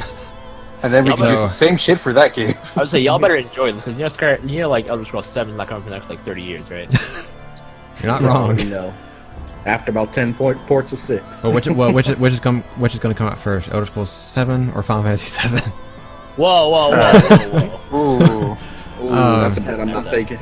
Alright, I'm kidding. Anyways, so Bethesda, they kind of stretched out their conference a bit, but again, I believe, it started out like a huge train wreck because we had Andrew WK like doing a concert in the middle of a game conference, and then nobody in the audience was amused. And they were all just sitting there like. And then basically what happened, the people on those random people on stage were talking about crap, and it was just like crap. And then Todd Howard showed up and he saved the conference essentially. So yeah, that's basically my thoughts on Bethesda. I think the Rage 2 thing would have been better if Andrew WK actually played during the gameplay, but I don't know why they didn't just do that. But that actually would whatever. have been dope. They needed another concert. But like the conference was like super bad, and then Todd Howard came in there like Gohan with his Kamehameha against Cell, and it's like, and he saved the conference. All right, God himself so what do you think of Bethesda? Bethesda was okay. I'll be right back. I think Rage 2. I only played a little bit of the time. I thought it was fun, but I don't know. Rage 2. It looks good. It looks good. Doom Eternal. I actually loved not the first Doom, but the Doom that came up before this one. I love the combination of metal, just shooting bloody gore, all that type of stuff around. I love that. So I'm really excited for this Doom Eternal. Wolfenstein Youngblood. I don't really care about it because I played the Wolfenstein, what's it called? The New Order. I think that's when they came out for it. And Man, I've never been more bored. Like, they were actually, no, I'm not going to say I was, there were certain moments in the game that was pretty interesting, like that one guy with the mask over his face. He had a pretty cool, interesting story, but, man, Wolfenstein was pretty boring. I don't know, it's just certain shooters I can't get into. Fallout 76. I don't really care for the Fallout games. I think it's pretty boring in my opinion, but, you know, if you are waiting for it, then there you go. Elder Scrolls Blades, it looks just like that one game. What's it called? It's a game that's like exactly like it on the win. I don't know what you're talking about. I know it's called Infinity Blade. Yeah, that. Yeah, it looks exactly like that, but it was okay. I guess if you're into it, go for it. Starfield. Wait, where? I'm looking at the freaking other thing.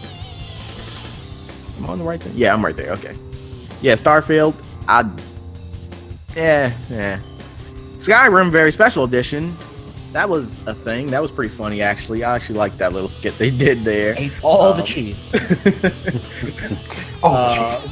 Funny enough, I'll probably get Skyrim again on PC eventually, like during the summer sale, just because I still haven't beaten the game. Like after I was done finishing the mission, turning into a werewolf, I was done. And I didn't feel like I wanted to pick it up anymore, but that was back on the PS3, I think. So I don't know. I'll probably get it again on PC to finish it before whenever 6 drops. And then we move into Elder Scrolls 6. That's a thing, so looking forward to it. And yeah, I thought they were pretty cool. They had some pretty funny jokes. They actually had funnier jokes than some of the previous E3s throughout that conference. But yeah, they did okay. They did meh. It was meh. Speaking of jokes, also I forgot we might have mentioned this, but during the Microsoft conference, my boy Phil Spencer's like, "Yeah, shout out to Walmart Canada for keeping a secret." I'm just like, whoa, he straight up shot fire at them. Oh, you know what? I don't know why I'm thinking when I said Starfield, I'm thinking that because I'm thinking about Starlink. So yeah, like y'all said, Elder Scrolls. Oh no, yeah, Elder Scrolls in space. Not a star thing. Starlink, Star Fox, Starfield. Yeah, Star Wars. But yeah, anyway, yeah, let's just move. All right, my thoughts on Bethesda this year. I would say second worst conference for me, and that's probably more because I was expecting more from Bethesda this year. Because last year I thought they were good.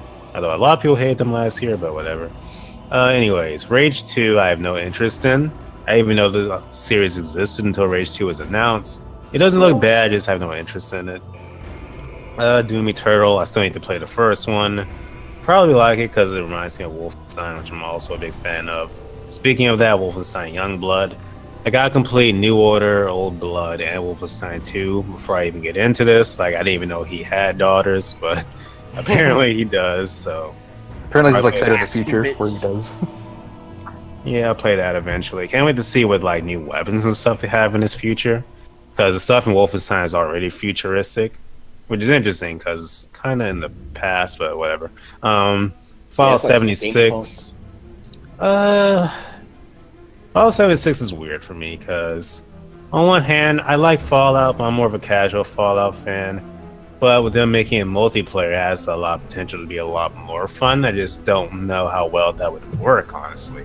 I feel like Fallout is a single player type of game. Yeah. But if you can make it work, I will give it a chance.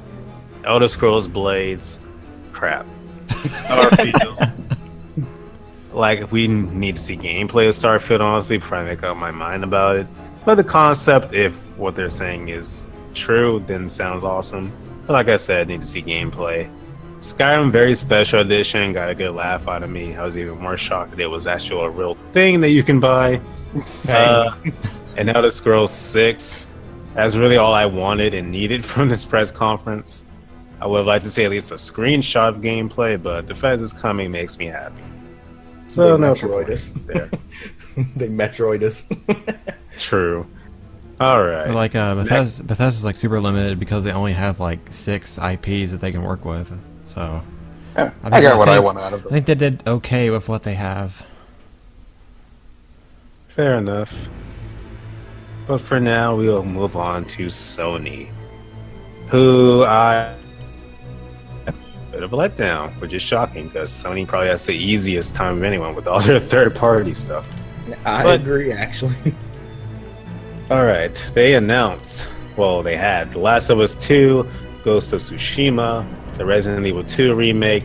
We finally got gameplay of Death Stranding, Control, the Kingdom Hearts 3 pirate trailer, and they ended with Spider-Man. So, Beautiful. Blake, your thoughts on Sony this year? Alright, so let me tell you how I've never played The Last of Us. I'm super interested in the game. Saw this chick, Ellie. I was like, alright, she kinda nice. Alright, 10 out of 10 would smash it. And then my friends were like, Really? wait a minute. And then I was like, oh, wait a minute. So she swings that way. Alright, she a chick, I'm a chick. But either way, gameplay looked kinda insane. Please Not gonna lie, looked kinda a little flashy. You pop that girl in the head. My gosh, stab that dude in the neck. Slice that man to pieces. But Ghost of Tsushima, looking kind of interesting. I mean, it seems like your standard like feudal Japan or the China. I don't know. Japan. And they're being raided by the way. Mongolians. Either way, feudal Asia. Let's go with that. Looking kind of cool. Resident Evil 2. Rest in peace to that dude. I mean, not gonna lie, some dude gets on top of me and starts biting my neck. Pop, double tapping that man. No hesitation. Death Stranding. My boy, put Norman Reedus in Smash Bros. Along Snake. It's possible now. Let's get it. No, I still don't know what the heck that game is. I still don't understand. I'm very convinced that game is also not in development, and this is all Hey, we actually seen gameplay this time. gameplay. Bro, it was a slideshow. No, he was walking. He had a man on his That's what back. they want you to think. He had a body bag in his back, on his back. And Kingdom some butt Hearts 3 cheeks. Oh my god. This man wearing naked makeup on them. He has some butt cheeks in his throat. We Ugh. find out where Snake's ass went. Oh, dang. Too soon. Either way, Kingdom Hearts 3 pirate trailer. I didn't work on Parts of the Caribbean movies, side note, but that looked actually kind of hype as well. Like, the whole Kingdom Hearts thing they're pushing for this E3, I think it complemented them very well, other than their actual press conference, where they probably needed it the most. And, yeah, and Spooderman looks looking kind of dope. Not gonna lie, that game's looking real flashy. Kinda? Did you say kinda? It's looking it's I believe the kids call it lit. It's looking kind of lit. There, Soulz. Looking kind of lit. Kinda. Like, I can't buy it day one because bills are a thing, and there's a lot of other things coming out around that time. But if I see a price drop, Black Friday sale, you darn skippy, I'm buying that game. Alright. Alright, so, Newtype. Alright, so Sony for me was kind of awkward this year. Because I was watching it on Twitch and they had a lot of technical issues. Oh, See, I didn't get any of that personally. Because I watched it on the Twitch page itself, not Sony. There were moments where like the stream crashed, they had like audio issues, and they had like... Okay, so before I get to that, they started with The Last of Us 2 in like this tent, which so happened to be also the same tent that was in-game. And then you see Ellie make out with this chick, which randomly transitions to her like killing people. which was We live in a which was society. kind of weird transition, if I'm gonna say. But overall, gameplay for The Last of Us 2 looks actually pretty fun, since when you see like her get shot, she actually like reacts to it and like holds her hand over to where she gets shot. And overall, I am looking forward to the game. Ghost of Tsushima. Tsushima. I can't speak today. Ghost of blah blah blah. Looks pretty interesting. I like the fact that there wasn't a HUD for the game, so I wonder if the entire game's like that. Oh yeah, that's true. Probably not finished. And if the entire game is just completely reactionary. And I That'd think, be interesting. I'm also just thinking I'm also wondering if this game is also like another Dark Souls-esque game, which might be Yeah. kind of interesting. So I'm gonna see more for this, but overall, I'm looking forward to it. Resident Evil 2 remake. I was actually really surprised by that, and I'm looking forward to that one too. Death Stranding, Breath of the Wild looks great. I still don't know what the hell this game is, or where the hell Kojima is playing. I There's might a get the remake coming game. out. I still probably won't understand what the hell is going on when playing it, but I'll probably still enjoy it. We put Control here. I don't know what the hell Control is. I completely forgot what that is. It's that game that looks like Quantum the Xbox, where the girl's kind of moving stuff around. Oh, that one. I don't Yeah. remember that one too much, so I can't really say much on it. Yeah, they kind of just randomly threw it in there. Yeah, they're like guns. Hit a weird gun. Yeah. That's all I remember. Kingdom Hearts 3 pirate trailer. Kind of weird that they didn't show this at the Enix conference, and they showed it here, so they kind of got gypped there. But I'm also glad that they kind of stole the Black Flag's ship mechanics and just put it in this game randomly. Overall, I'm really hyped to see Johnny Depp in HD in a game. And the new Spider-Man game looks a lot of fun. And they're introducing the Sinister Six, although they didn't show who the sixth guy is, so I'm guessing it's the Green Goblin, but that's just me. Yeah. Probably. Overall, Sony's thing started off really awkward, but then kind of got good towards the end. So overall, they did good, but not as good as Microsoft. All I right. wouldn't say they did good. Photon, your thoughts on Sony this year? All right. So, just like again, with all these conferences, Words, Photon. it starts with train wreck, and like they had that guy playing banjo. I was like, oh, new Banjo-Kazooie, and then, or for some reason, like, why would that be on Sony? Like, and then it's Last of Us 2, and I was like, okay. And then they showed Last of Us 2. There were some technical issues with like popping sounds with the audio and stuff, but Last of They Us also 2, like made the audience in the tent move to an entirely different area. Just that was like really weird. And they stalled while they wait. That was so. They shouldn't have did that. And And then they had like a bunch of randos and like these I weird like timed that musical earlier. performances. The time it took for them to get from the Last of Us segment to anything else after that like shift in venue was over half an hour. Oh my gosh. And they had like these really weird music performances. I mean, it would have been cool if you were there. Like, that's a cool thing to experience. should have been there. You're in there. Yeah, that's what they probably. It reminds me of like that one place you go into in Disney where you like go inside of like the like that you like go inside like that theater and you sit down and it like rotates in like a circle. So you remind me of that. 4D. But well, there's always this like debate between Sony and Microsoft who's gonna be able to present the new Call of Duty game. And Sony ends up winning this year, so they get the Call of Duty Black Ops 4, showcase, which that's, good on their part. We also got to see Control, which is a game by Remedy, the people behind Quantum Break and Alan Wake. And that looks interesting. The girl has what is basically looks like a Dominator from Psycho-Pass, but It did. Oh yeah, that's right. yeah, it looks different. Death Stranding is about to look like the most complicated story of all time. Nier and Kingdom Hearts about to get out of here because we got a new game in town. So I don't still understand what the heck's going on, but maybe that's the point. Maybe Kojima just doesn't want us to know the plot of the game before it comes out. I don't know. It's just Death Stranding's looking like. I mean, it's one hell of a way to do it. Death Stranding's looking like something.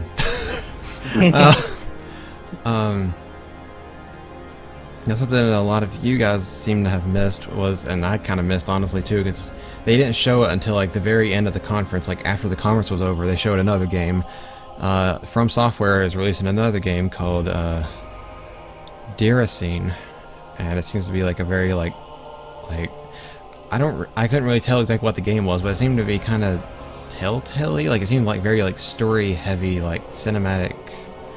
But I don't think I've even heard of it, honestly. But yeah, they showed that off. And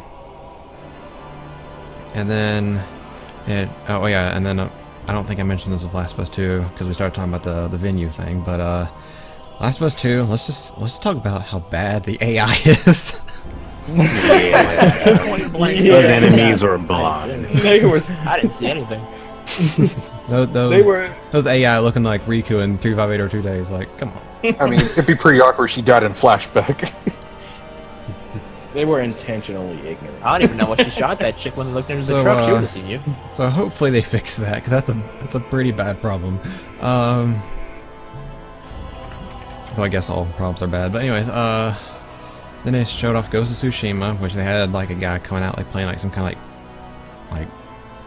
of wooden instrument, which like it seemed like really out of place and just like again another musical thing at a conference. But I did find out I did find out later, earlier today, that the guy that was playing that instrument, he's like an actual like Japanese person. That like there's like these like they like in Japan they like acknowledge like certain people as like master of an instrument or something, and he's like one of the few people in the entire world that like is a master of that instrument. So that was kind of interesting to find out.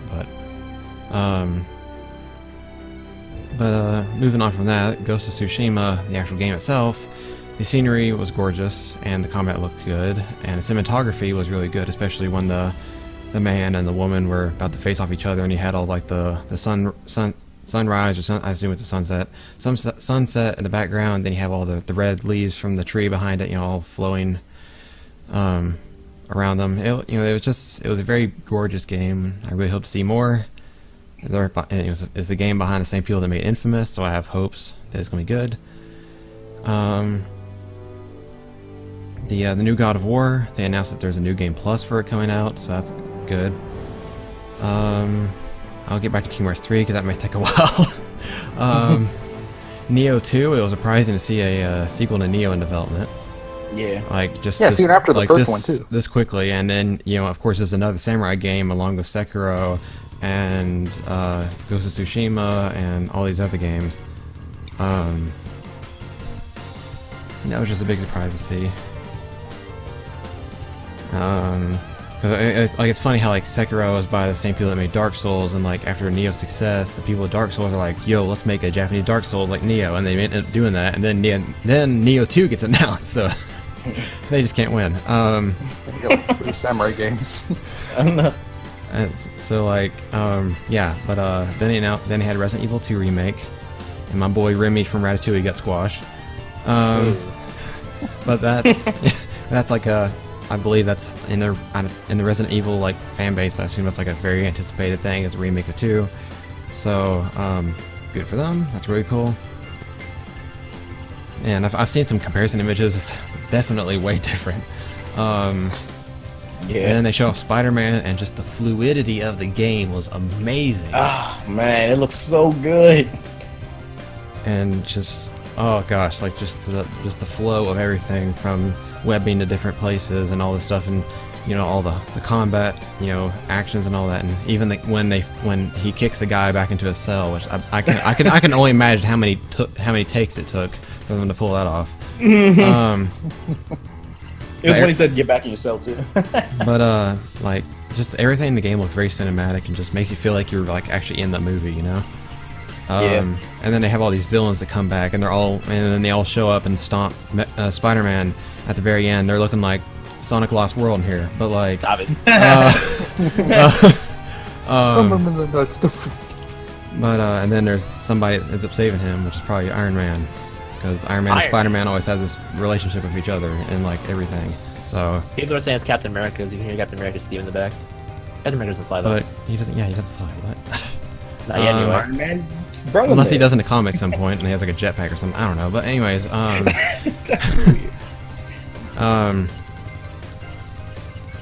Captain America is like the Little Mac of Smash Bros. Of Marvel. Stop it. Anyways, he doesn't fly.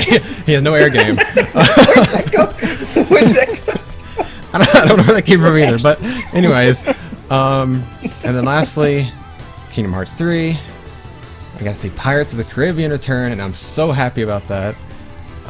They ended up skipping Dead Man's Chest, which is my favorite Pirates movie, so I'm a bit disappointed by that, but I think At World's End works better into the plot of Kingdom Hearts.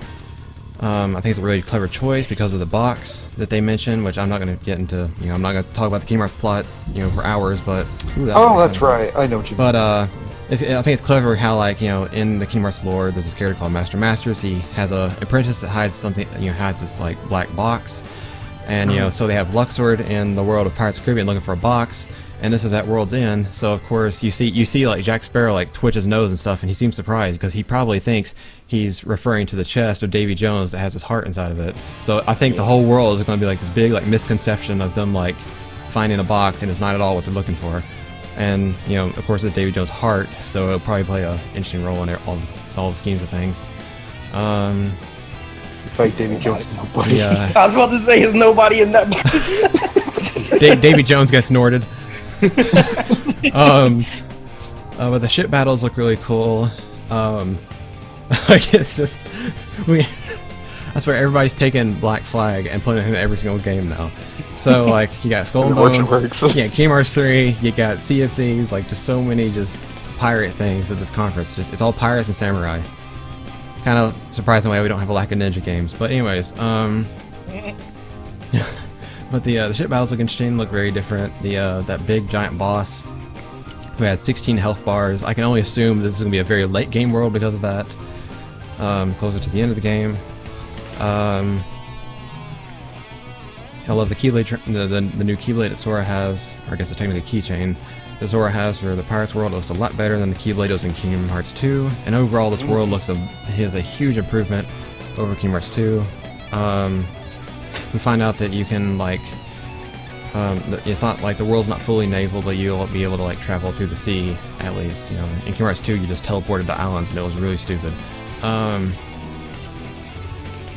If you guys are enjoying this Kingdom Hearts podcast, definitely give us a like and subscribe to BaoZakeruga on YouTube. But the Keyblade transformation, it's a staff that turns to a pirate flag, which I think that's very unique. Yeah, that and flag cool. is cool. And the game looks a lot less floaty than it did before, which is always nice. Luxord's face I think needs to be a little bit more narrow because his face is too rounded compared to his look in Kingdom Hearts 2. He had a very narrow face then. The voice acting was really great, especially Sora. Sounds a lot better than he has in the previous games. He sounds more like his Kingdom Hearts 2 self, which is good. And Haley Joel Osment also pulled off a very good Vanitas voice, like always. And then whoever, obviously it's not Johnny Depp because they can't afford him, I doubt. But like, it's an impersonator. But like it's someone who could do like a good. Whoever impersonated him did a really good job. I was about to say he sounds just like him. Yeah, just the world overall just looks not. It doesn't look as good as a movie, of course, because you can't look there in real life. But unless it's Project Cars, but that's a story for a different time. But anyways, but the world looks really really good. And then all the character models, aside from Luxord's face and Zigbar needing wrinkles, Leah looks good. Kyrie looks good. Her new design looks good, although she has like 14 buttons on her outfit, which is kind of weird. But hey, it's better than 14 zippers. So. And then, of course, they throw another stinger at the end of the trailer, which shows Riku Replica, which that was just a big mind-blowing thing. And yeah, the game continues to look even better and better, and just looks like it just looks like you're just really they're really trying to get you to immerse yourself into these different worlds and make it look like you're actually inside of all these Disney movies, and they're really really nailing it on the head. So yeah, maybe not on the head, but they're nailing it. So all right, yeah. So your thoughts on Sony? But overall, like, hold on. But like, damn it, Photon. My bad. But like Sony overall, just to sum it up, I think Sony did, again, another train wreck that ended up turning okay.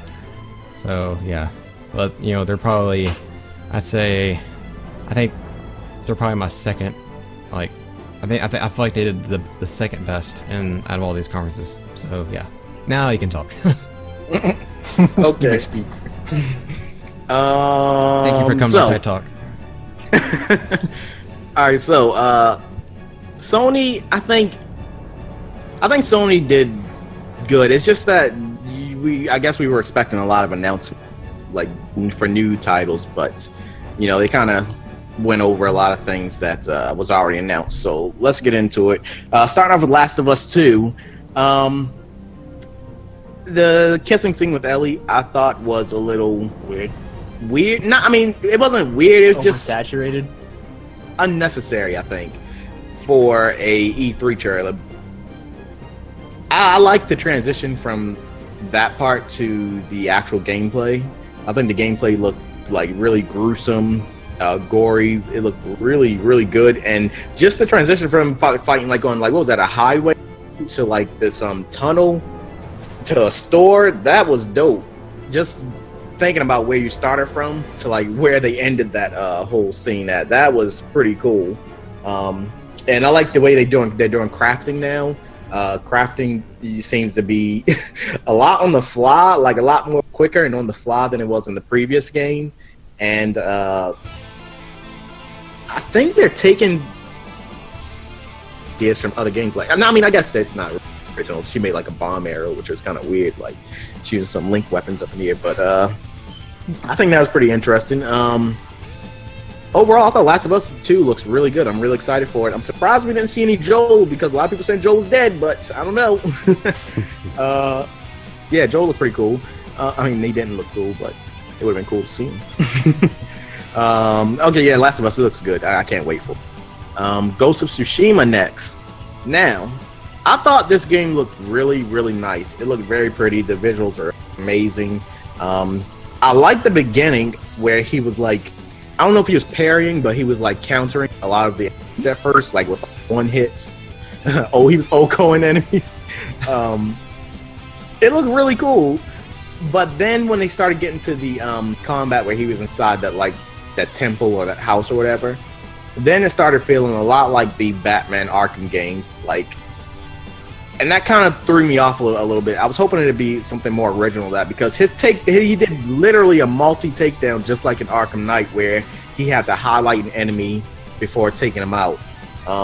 Which, I mean, if you want to copy him and you do it right, that's okay, but I was hoping for something a little more original in Ghost of Tsushima. I'm still very interested in the game. That just dulled me a little bit. The game still looked gorgeous overall, though.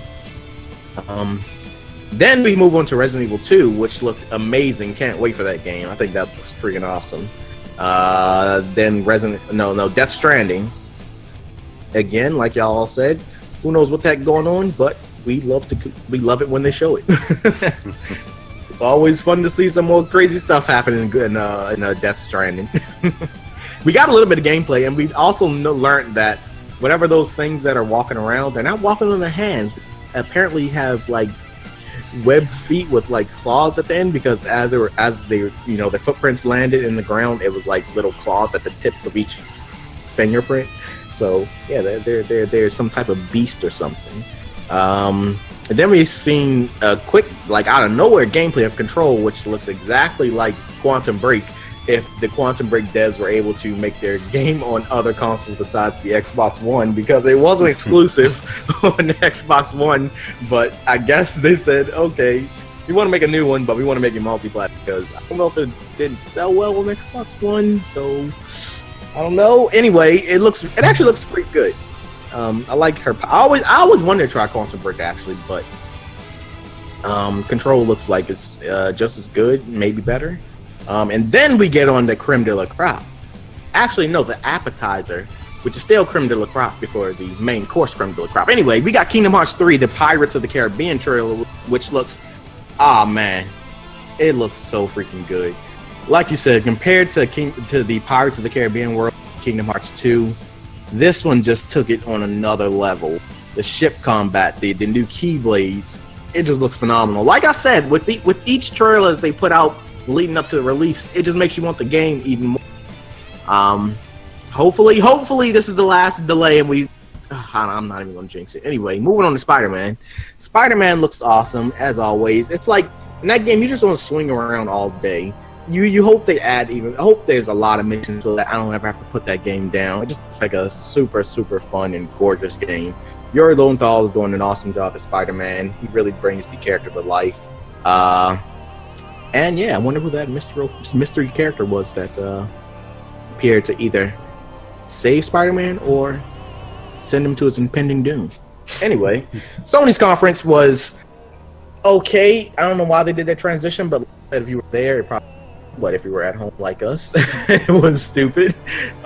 It went from 0 to 100. All right, as for my thoughts on Sony, overall, honestly disappointed, partially because they decided to do the whole venue thing, which I feel you can easily avoid it with, one, just having the rest of the audience just view wherever there was in the first area, right, or simply not doing it, because I feel like it didn't have that much of an impact. Oh, come on, Sony's got to be at least not on us watching at home. If you were there, I guess that could be cool, but yeah. Gimmicks only work when Nintendo does it. Shout out to the people in the back who probably couldn't see a thing. As for The Last of Us 2 itself, I did not like the first Last of Us, but the gameplay in this one looked really good. not up my alley, but looks good. Ghost of Tsushima looks good visually, but once again, not something I can really see myself enjoy playing. Maybe a Let's Play at most, honestly, which is a shame. Resident Evil 2, never played it. My first Resident Evil was actually, I forgot the name. Was it Code Zero? Something Zero? Was it Code Veronica? Wait, what? Code Veronica, yeah, on PS2. It was like a Zero. Recoded or something. I think. I can't remember the title. Yeah, But it was one of those. it was that one with the gun on the cover, wasn't it? I think so. Outbreak? Maybe, I don't know. I can't remember. It was a while back. But the first one I actually liked was 4.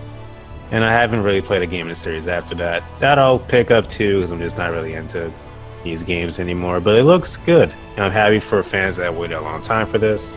Death Stranding, still don't know what the heck is even going on, but I guess this gave us a few more hints. But I definitely need to see more. I feel like my interest in this game is unfortunately, honestly, waning a bit. But you run a risk of when you like just keep teasing the fans over and over without giving them too much of substance. Yeah. But it's Kojima, so it'll probably be at least visually like really good by the end of development. Let's see. Control. I'm not sure what to think about this actually. I'm a bit of a sucker for shooters with powers in it, like Dishonored and stuff. But I don't know, need to see more of it.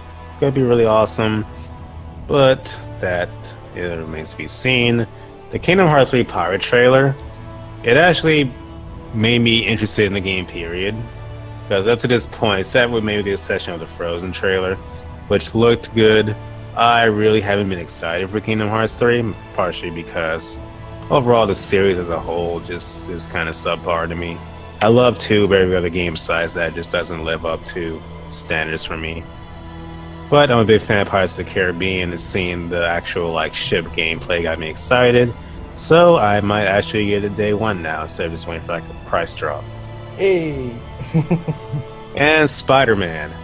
Another game, yet again, that I probably wouldn't really enjoy playing. Like the Batman Arkham games that sort of seems to be taking inspiration from.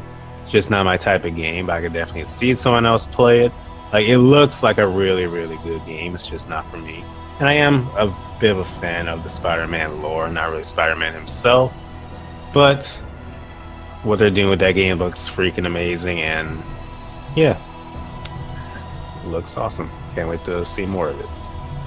Overall, Sony, I would still say it was a bit of a disappointment because they've done better. Much, much better. Yeah, I'll agree with that. And the whole transition thing was unnecessary, in my opinion. Just shot themselves in the foot. Alright, but finally, the last one, Nintendo. And they had Daemon X Machina. We got our first look at the Xenoblade 2 Torn of the Golden Country expansion, Super Mario Party, Fire Emblem 3 Houses, and of course, Super Smash Brothers. So Blake, take it away. Alrighty, so I am most likely the biggest Nintendo fan here. I've been Nintendo my entire life. People are like, they only showed this and they only showed that. What they showed was enough. Alright. Daemon X Machina, when they started off with mechs, let me tell you how I was one of those things where I was like, I'm so confused, but I'm aroused. So, this is, I don't know, I need to see more about that game. It looks really good, and I actually thought it was like a Xenoblade-esque type of thing, because if you look at Xenoblade Chronicles X, the scale combat looks really reminiscent of that, just this time around you don't have like arts and whatnot, because it's not Xenoblade, of course. But it looks really good. Definitely, I feel like it's not going to be full price. It's full price for a game like that, maybe have to wait on it. But Xenoblade Chronicles 2, the Torna Golden Country, it's weird that they're selling this game as it's like a standalone physical cartridge for full price on the market right now, which is like, why? Because, I mean, unless it's like got enough content to be like a standalone game, which in that case, sign me right up. That's going to be day one then. Because if this game can last me like another 100 hours, I'm sold. But at the same time... I heard it's just a case and not a cartridge, just a code of the case. For $60? Yeah, you get a slip of paper with a code. Download code in it. Nope from me. Okay. Hey, now if you haven't played Xenoblade, would you be able to just play that one? No, because you'd be so No. lost if you didn't know anything. So that's even weirder. Why Well, they to do be- that. exactly. To be fair, it's its own thing that happened in the past, but you're not going to get the full enjoyment unless you know the story. Well, I mean, I guess you could argue that if you played this before you played Xenoblade Chronicles 2, you could enjoy Chronicles 2 more, knowing the story, or knowing these characters beforehand, like Jin, Laura, whatnot. So I guess I could kind of see it. At the same time, though, if you buy the actual game and like the season pass together, it's like $80. Are them separate? It's like 120. So To now- give you guys an example, imagine if there was a Final Fantasy X prequel that had you playing Jack, Orin, and Braska.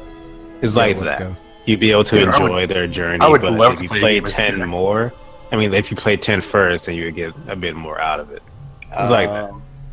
Also, speaking of Final Fantasy, going off topic, how long? I think this is the first E3 in a long time they haven't shown Final Fantasy 15. Maybe it's finally dying, but yeah, Super Mario Party. They actually confirmed to have online functionality with the mini games. I don't know if the actual Mario Party part of it will have online, but if it does, more power to them. That sounds like a super large amount of fun. Definitely be picking this up. Not day one, of course, because I mean it's just Mario Party, but like around the holidays time when my siblings are all in town. Definitely be throwing down some Mario Party, because this actually looks like a decent Mario Party. It looks like it's going back to the roots of Mario Party and being super classic. Fire Emblem Three Houses. This game is a day one.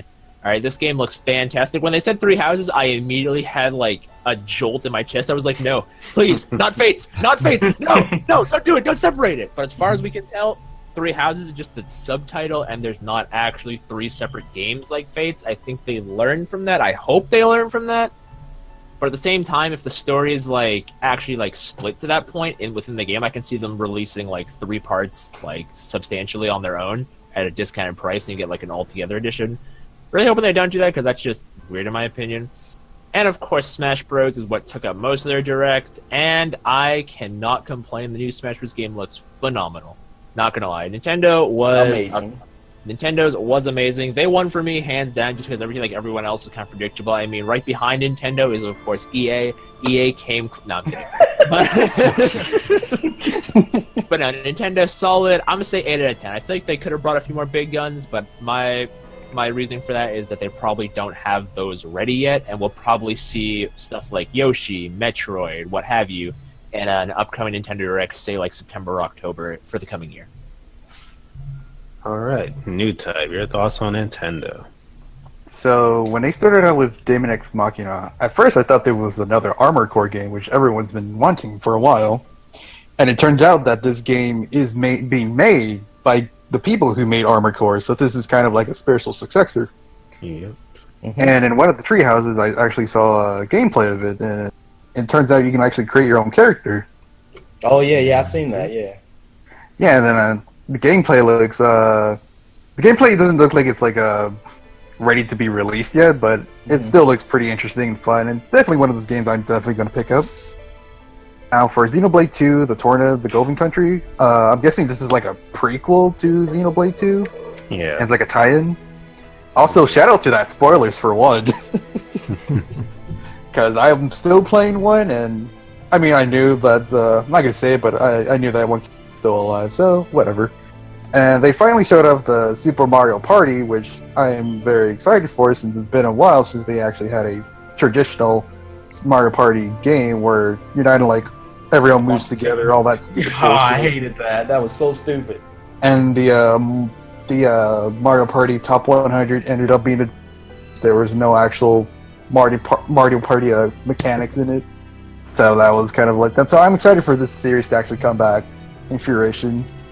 And then I remember this Nintendo just started like showing off all these games that are being ported one after another, and there was just way too many to list at once. So that's very cool on their part. They also showed off Fire Emblem The Three Houses, and boy, sure hope this game isn't like 3 separate ones, because if it is, my interest will immediately drop to 0. Because fuck that shit. But if it is, ended up being one game, maybe like 3 different stories, or maybe like all the stories are just in one go, it's definitely very hype. They also showed a little bit of gameplay where they actually made Fire Emblem make sense for once. And once you enter combat, you can see like all these other knights fighting other knights Yeah. instead of being like this random like, yeah, we have other guys. I think Maybe? I always thought it Maybe? was like a 10-man army. Marf is probably just like a one-man army. Who knows? Dynasty Warriors, is that you? But yeah, Fire Emblem Three Houses looks great, and of course their big finisher, the Smash. Once they started off like, listen, hey, these are the characters returning, and then they just kept going and going and going. And it's like, oh, by the way, it's fucking everybody. And then they showed that they're also bringing in Daisy, who's now an Echo character instead of like the traditional Plum character, which is cool. And then they showed off Ridley killing off Mega Man and Mario. Mega Man and Mario are dead. That was- There's I guess they won't nothing be coming left. back. Sorry, Nintendo fans. But yeah, overall, Nintendo did they didn't need to show a lot, but what they did have to show was pretty good. So overall, I'm pretty satisfied. Very understandable. All right, Photon, your thoughts on Nintendo? Alright, so y'all forgot the greatest game announcement in this entire E3. Knack 3 wasn't announced. Fortnite on the Switch. Oh yeah, you're right. Oh, You're yeah. right. I'm joking, but like still, like, Like, you know, I'm this going is like, crazy. this is a good announcement. At least I guess it has to be on Nintendo's part. I guess, you know, Nintendo was one that allowed them to put it on the Switch. Fortnite on the Switch is really cool. I can't believe I actually started talking about that first instead of actual first-party games. But anyways, so Daemon X Machina, I guess is that first-party or what is it? Is it third-party game or? I think it's second party. Could be wrong. Okay, But so, no, it should be third because it's from the makers of Armored Core. Yeah. okay, so that game it reminds me of something that I don't know what it is, but Zone of Enders? no, like the particle effects and like graphical styles reminds me of something. I don't know what it is, but yeah, it looks cool. It this is gonna be a really stupid comparison, but it kind of reminds me a little bit of Gundam Versus. But like just from I can see that actually. just yeah, from I can like see that. just from like the style of how it looks, I guess, sort of. I don't know how to describe Yeah, it. I can see what you mean. But they also showed off Square Enix's Octopath Traveler, and they dropped a demo, which that's a brand new demo, which that's really cool. And then they showed off Xenoblade 2, Torna of the Golden Country, which looks incredible. You know, you get to play as Laura, and you know she has her blade Jin, and it's just like this giant prequel expansion, and probably all the world seems to be like brand new as well. It seems to be its own game. And we also got to see Adam's face for the first time, so that was kind of interesting. And then we see Malice with the Monada, which has spoilers, but I guess they didn't care. And then I think we saw Morag as well. But yeah, that was a really, like, I knew that they were making like a DLC, like expansion to like Xenoblade, but I didn't know exactly what it was. But you know, this is really incredible. Super Mario Party. They did it! A real wasn't hard. They just needed to Mario make a Party good Mario game. Party. And I'm so happy. Like it has real boards. It works like Mario Party is supposed to. It's not, it's good. It's really good. Like just the only thing that's wrong is that the online is only tied to the mini games, which that doesn't make a whole lot of sense and it's kind of stupid. So I hope. But we don't know. Full release, they So- might change it. So like I hope that like, Nintendo changes their mind, or they end up going. People are saying going though, a if you different- play with randoms online, there has to be some kind of penalty because what if they rage quit? Like that, Mario Party is an investment. Like that's not like a turn on, play for 2 minutes and get off. But like I hope we end up getting like board games in some kind of way with maybe not randoms, because there's gonna be a lot of rage quitters. But I'm fine with friends only. But gonna be a yeah, I bunch of think like broken maybe switches. with friends online, that'd be good. Pokemon Let's Go Pikachu and Eevee. Oh man, What that was that? incredible. What was that? Someone died. So I see, anyways, it's Pokemon Let's Go Pikachu and Eevee. I feel like the presentation during the direct was very underwhelming, because like Reggie was basically like, remember Pokemon Let's Go is coming out. Oh yeah, also Mew comes with all the Pokeball Pluses. The end. Like that was just it. Like Like, they didn't like show any kind of like new feature or new gameplay or anything. It was just like really weird. They showed it off in the treehouse, but not into like yeah, the main like they showed off presentation. Treehouse, but like they should have like had some of the stuff from Treehouse in the actual direct or something. Yeah. They should have like advertised the game more in some way. And then they show off a bunch of third-party like indie games. We got Hollow Knight, which that's not really a surprising thing for that to come to Switch, so that's cool. Killer Queen Black, which was that big like 2D like arena game.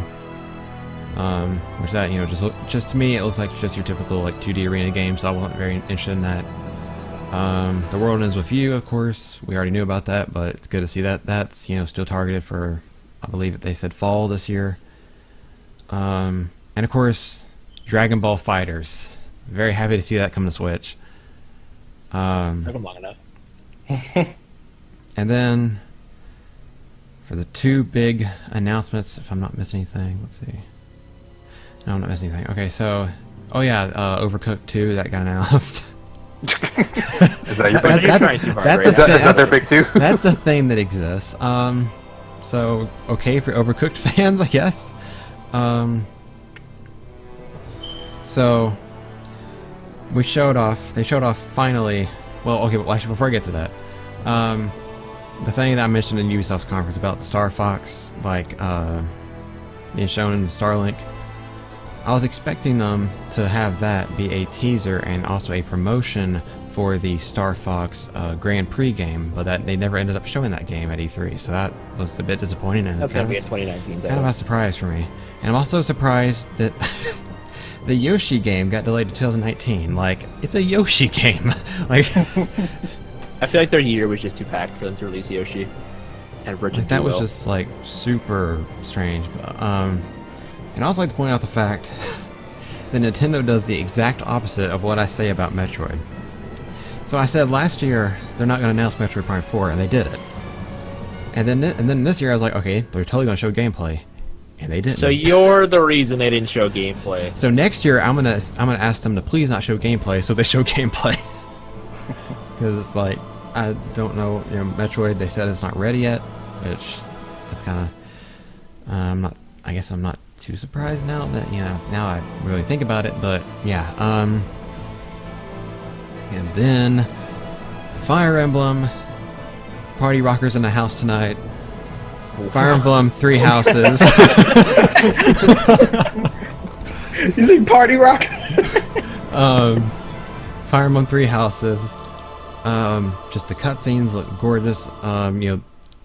Echoes was a good game, but the cutscenes look kind of really weird and washed, and it looked kind of strange. But the cutscenes look really gorgeous. Aside from there was one point where there's like really like a ton of lag in like this one cutscene, but it looks gorgeous. The UI looks gorgeous. I love how you have all the armies that like are around you when you go to fight.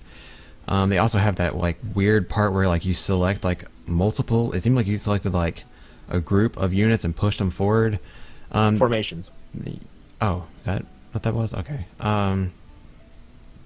But the gameplay seemed really solid. I liked how the character, like the design, like the artwork seemed very Persona looking to me, which is very strange. I wonder if it's the same artist or something. But I liked it. I like how this is gonna sound really stupid for me to say, but I like how the game doesn't look very. This is gonna sound so stupid, but it doesn't look very like Awakening and Fate's anime looking like. It's more Shadows of Valentia than Fates and Awakening. Like, yeah, it looks kind of more Shadow of Valentia like it looks like looks mature. It looks mature. That's what I'm trying to say, I guess. It looks Yeah, like a it's very more like Path of Radiance. yeah, or exactly. It looks like a very like more mature like Fire Emblem game. Hopefully won't have as bad voice acting as Fates did, and hopefully the protagonist will be better than Corrin. But Fire Emblem 3 Houses seemed to definitely it seemed to me like it took a few things from Valkyria Chronicles and put them in, so it gave me a lot of Valkyria vibes, and it looks really good. Bring the marriage system back. And I don't really mind the I believe the game was supposed to be targeted for this year, but now it's spring 2019. I don't really mind a delay as long as it doesn't come around Kingdom Hearts 3. I'll be mad. And and hopefully it doesn't come out on February 22nd, like literally every other game out there. Like every other game. But yeah, the game looks pretty solid. Although I criticize and I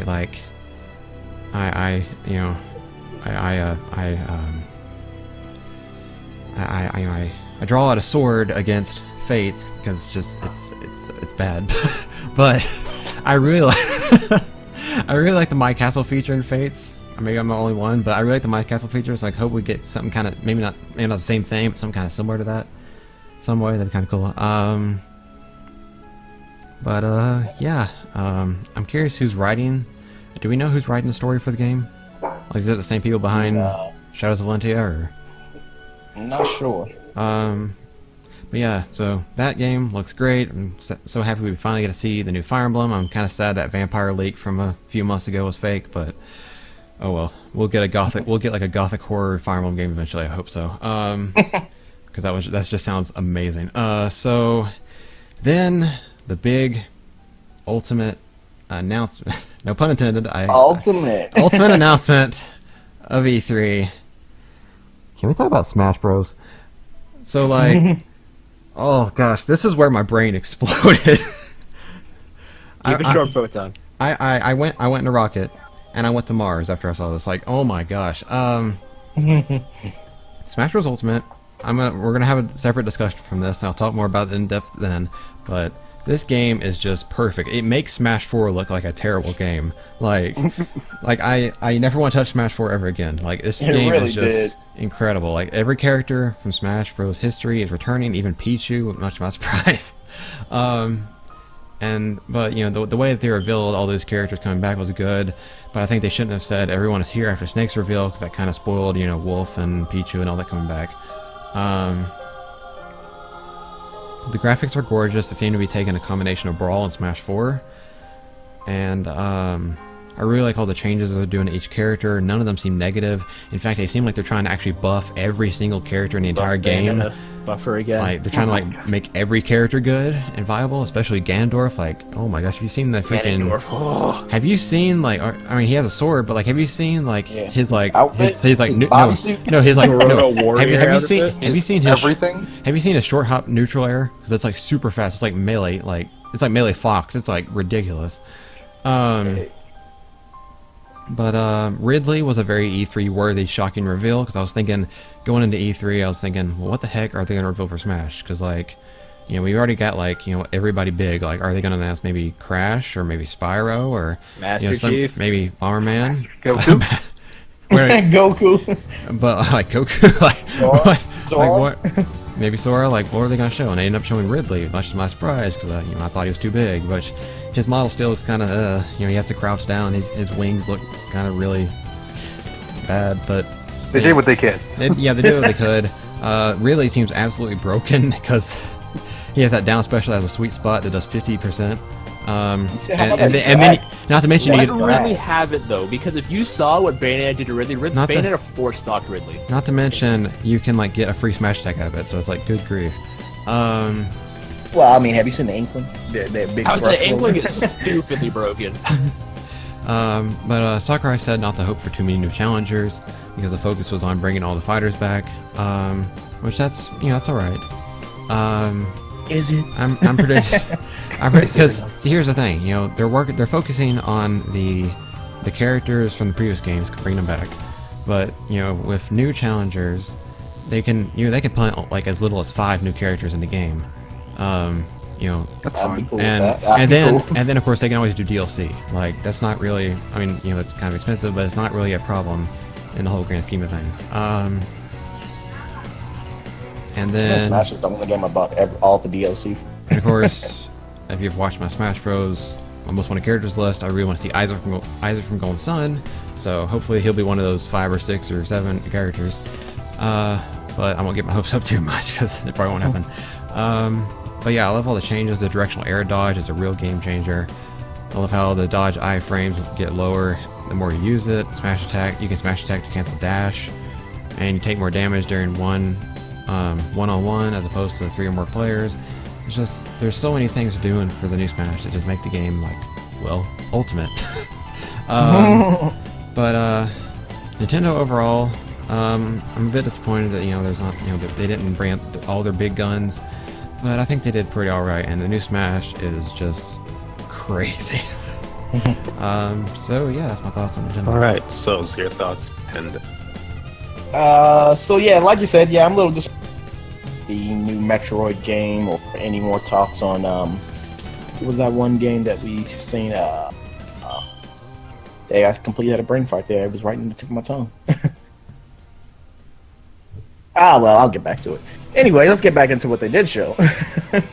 Daemon X Machina. I thought that looked really good, and like you said, it's by the makers of Armored Core, and it's, everybody wanted a new Armored Core game, and we're kind of getting one in this new game, Daemon X Machina. And like you said, you can also create another character. And I've also noticed that I think they said that the artist behind the creative character is actually the ones that work with the Fire Emblem Fates characters, I think. So when you create, the artist behind creative character is that. So that's pretty cool. This game, I'm not really sold on it yet because it was still pretty early, but it definitely has my interest. And I can't really talk about Xenoblade Chronicles 2 yet because I have yet to play it. Another game I'm going to knock off before this year's out. But it's pretty cool that we're getting a standalone game for this. So, for all those people that love just simply buying games on Switch, you get another case to add to your collection. Expensive case. Hey, but it'll look good on your show. Then we also have Super Mario Party, which I'm very excited for. Abysmal, was it 10 or on the Wii U? Was it 10?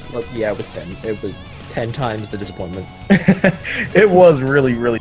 So it looks like they're going back to form with this game. I can't wait to get my brothers and sisters to play this all with me because we all love us some good Mario Party.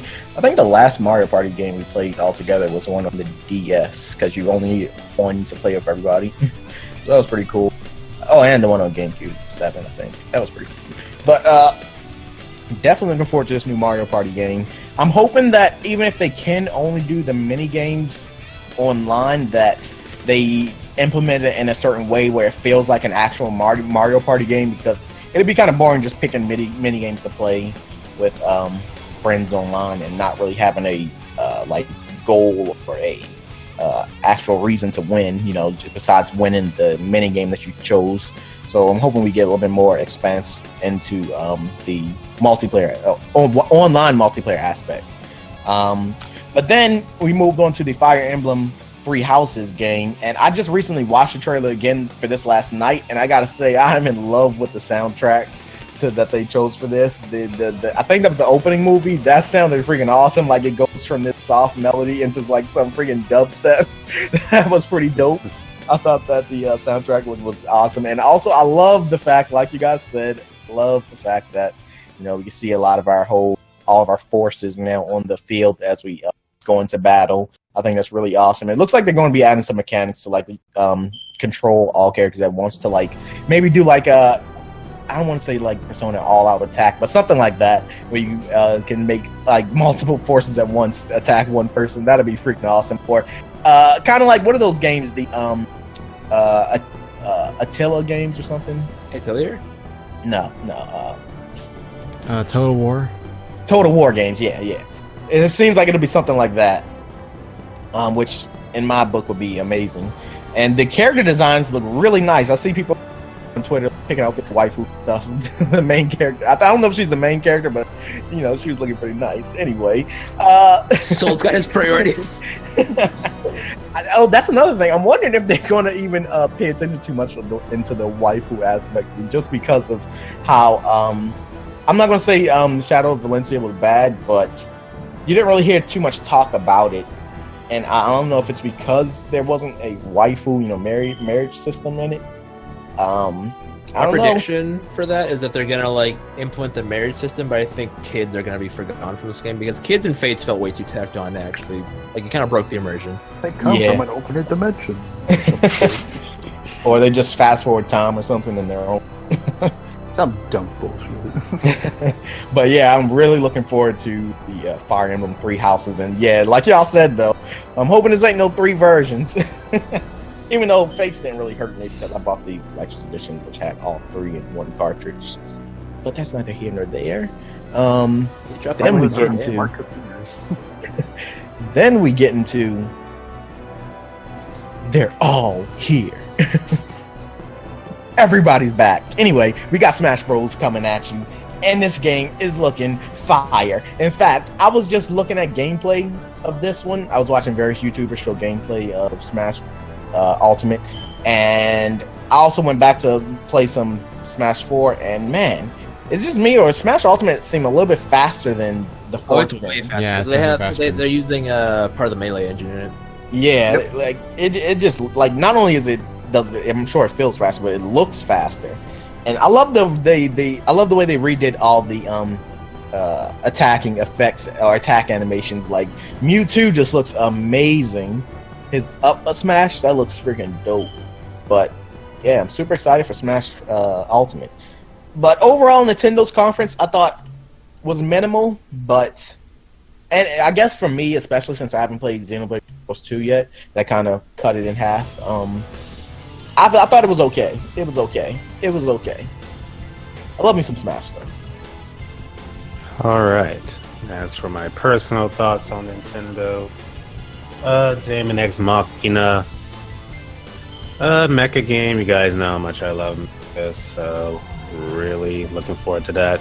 Not the biggest Armored Core fan, but I want to get into the series more, and this sort of might be an interesting way to do it if I like how it plays. Not sure if it'll be a day one buy, but I'll keep my eye on it. The Xenoblade 2 expansion, really awesome that they're doing this. I want to notice how big this expansion is if they're charging this much for it, because you see in the trailer they start at low levels, so it's like a fresh start. But I'm wondering just how long it is and how in-depth it is compared to Rex's party and their story. Super Mario Party is probably the first Mario Party game I buy on launch day, just because it's something I can play locally with Teeny, which will be really fun. Fire Emblem 3 Houses. This was definitely one of the highlights of E3 for me. You guys know I'm a big Fire Emblem fan, and the fact that you can see all of the members of the army fighting on the field now is like a godsend for me. Like, yes, please, yes. This is something I've always wanted in the series, and the fact they're finally doing it is amazing. I'm not really worried about the 3 versions thing. I trust Nintendo and intelligent systems enough to think they've learned their lesson. You thought. To not do that again. I am expecting the whole marriage thing to come back, but I'm not expecting kids. I think they learned their lesson with that with Fates as well. Just hoping the game definitely returns to form, like pre-awakening. I guess you could say post Shadows of Valentia or whatever. And of course Smash itself. Pretty much game of E3 for me, no surprise there. The fact that everyone's coming back, another welcome edition, because I was dreading people getting cut. And I'm actually kind of okay with them not bringing too many newcomers, because like we know everyone's coming back, so it's understandable. I'm not expecting more than, honestly, 5 newcomers this time around. If we get more than that, awesome, but I'm trying to keep my expectations realistic so I'm not disappointed. Does that count Daisy and Ridley? Yes, actually. So 3 new characters? How many Echo Fighters though? Yeah, I don't count Echo Fighters because I don't know. People want they're to not really new. They're just same thing. Yeah. Come on, give us Malos, Echo Fighter, or Shulk, please. That'd be interesting, actually. Interesting.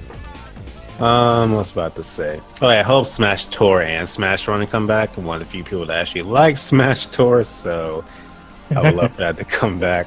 Cut both of them and bring back Subspace.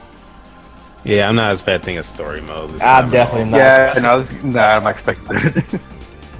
I love If they- what Sakurai has done with the game, like the battlefield and Omega forms, more mechanics, Don't ask speeding me up for anything gameplay. And of course, people are still complaining, but whatever. We don't talk about that specific. I wonder how like Sakurai's gonna like have us like, because we're gonna start out with the original 12 characters. How if there's no story mode, how are we gonna unlock these characters? Because I don't want to like SD 1,000 times to get 70 characters. Probably do it through like events, classic. Honestly, I think that all the characters are. Repeat that? Honestly, I think all the characters are going to.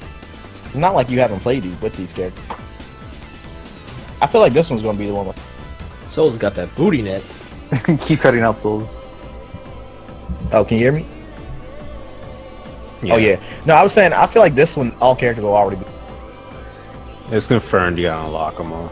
Oh, it is. You only get 12 to start out with. You started with the original Smash 64 roster. Which I am okay with, because I actually like unlocking characters in Smash. Yo, that challenger approaching screen. Oh, No, how about when you lose? stop it. Stop. Challenger approaching Actually is lost just finesse a lot. in Challenger 64 approaching and it's before I Ridley's unlocked foot. them. Ooh. Yeah, overall Smash, game of E3 for me. I'm also excited it's coming out this year. You don't even have to ask if it's a day one buy or not.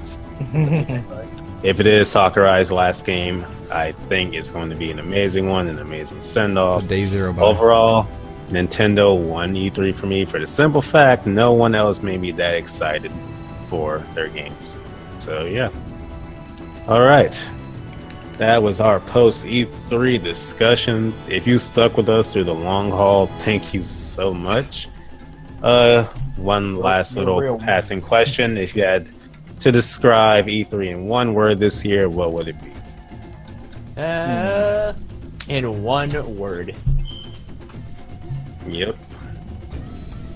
Part of me wants to say lesbians, but I'm gonna say one word: hype. I'm gonna say hype. I'm going to say fun. Because honestly, when Nintendo's, they didn't show as many games as everyone else, but they won because their games looked the most fun to me. And most polished. Had to. I'm gonna say crescendo, which means it started off weak but got stronger as it went on. This man, Newtype, came right from college with that word. Calm down. I'd probably just say entertaining, because overall E3 was literally entertaining. It was that whole weekend. True. Photon, what would you go with? I'd probably say Crescendo too, to be honest. Really? We're not making this a word. I just think that, like, just the games that were presented were really great this year, but, like, the conferences themselves were alright. Yeah, I can understand that. That's pretty much how I feel. I think, you know, in my opinion, well, I guess, Bao, you're probably about to ask us actually, like, who do you think won E3? Are you going to ask that, or? Yeah, you guys can go ahead. Who you Okay. think won? For me, it'd be Microsoft. Really? Oh yeah, Microsoft did the best, but personally, my favorite was Bethesda's. I'd say Microsoft as well. I'm gonna have to go with Nintendo. Nintendo showed too much for me not to love them. Alright, so basically for everyone, it came down to what your personal interests are and made you the most excited, which is what E3 is all about. And down in the comment section below, you guys should let us know who you thought won E3 for you. Give us any questions, we'll be sure to answer them. I'll be sure to link everyone's YouTube or Twitter pages or whatever else down in the comment section below, so you can follow or subscribe to us. Thank you guys so much for watching. Have a great day. Bye bye. See you later. Alright, See ya. Photon, we're we gotta done. talk. Alright. Just muted him. Alright, so that does it for my, for our, sorry, that was too funny. So that does it for our post E3 discussion on all the conferences. Let me know what you guys thought about the E3 as a whole, and just, you know, your differing opinions on, you know, different things, different conferences, different games, different, you know, new announcements like Microsoft's new studios, stuff like that. Let me know, and down in the comments down below. This is Photon, over and out.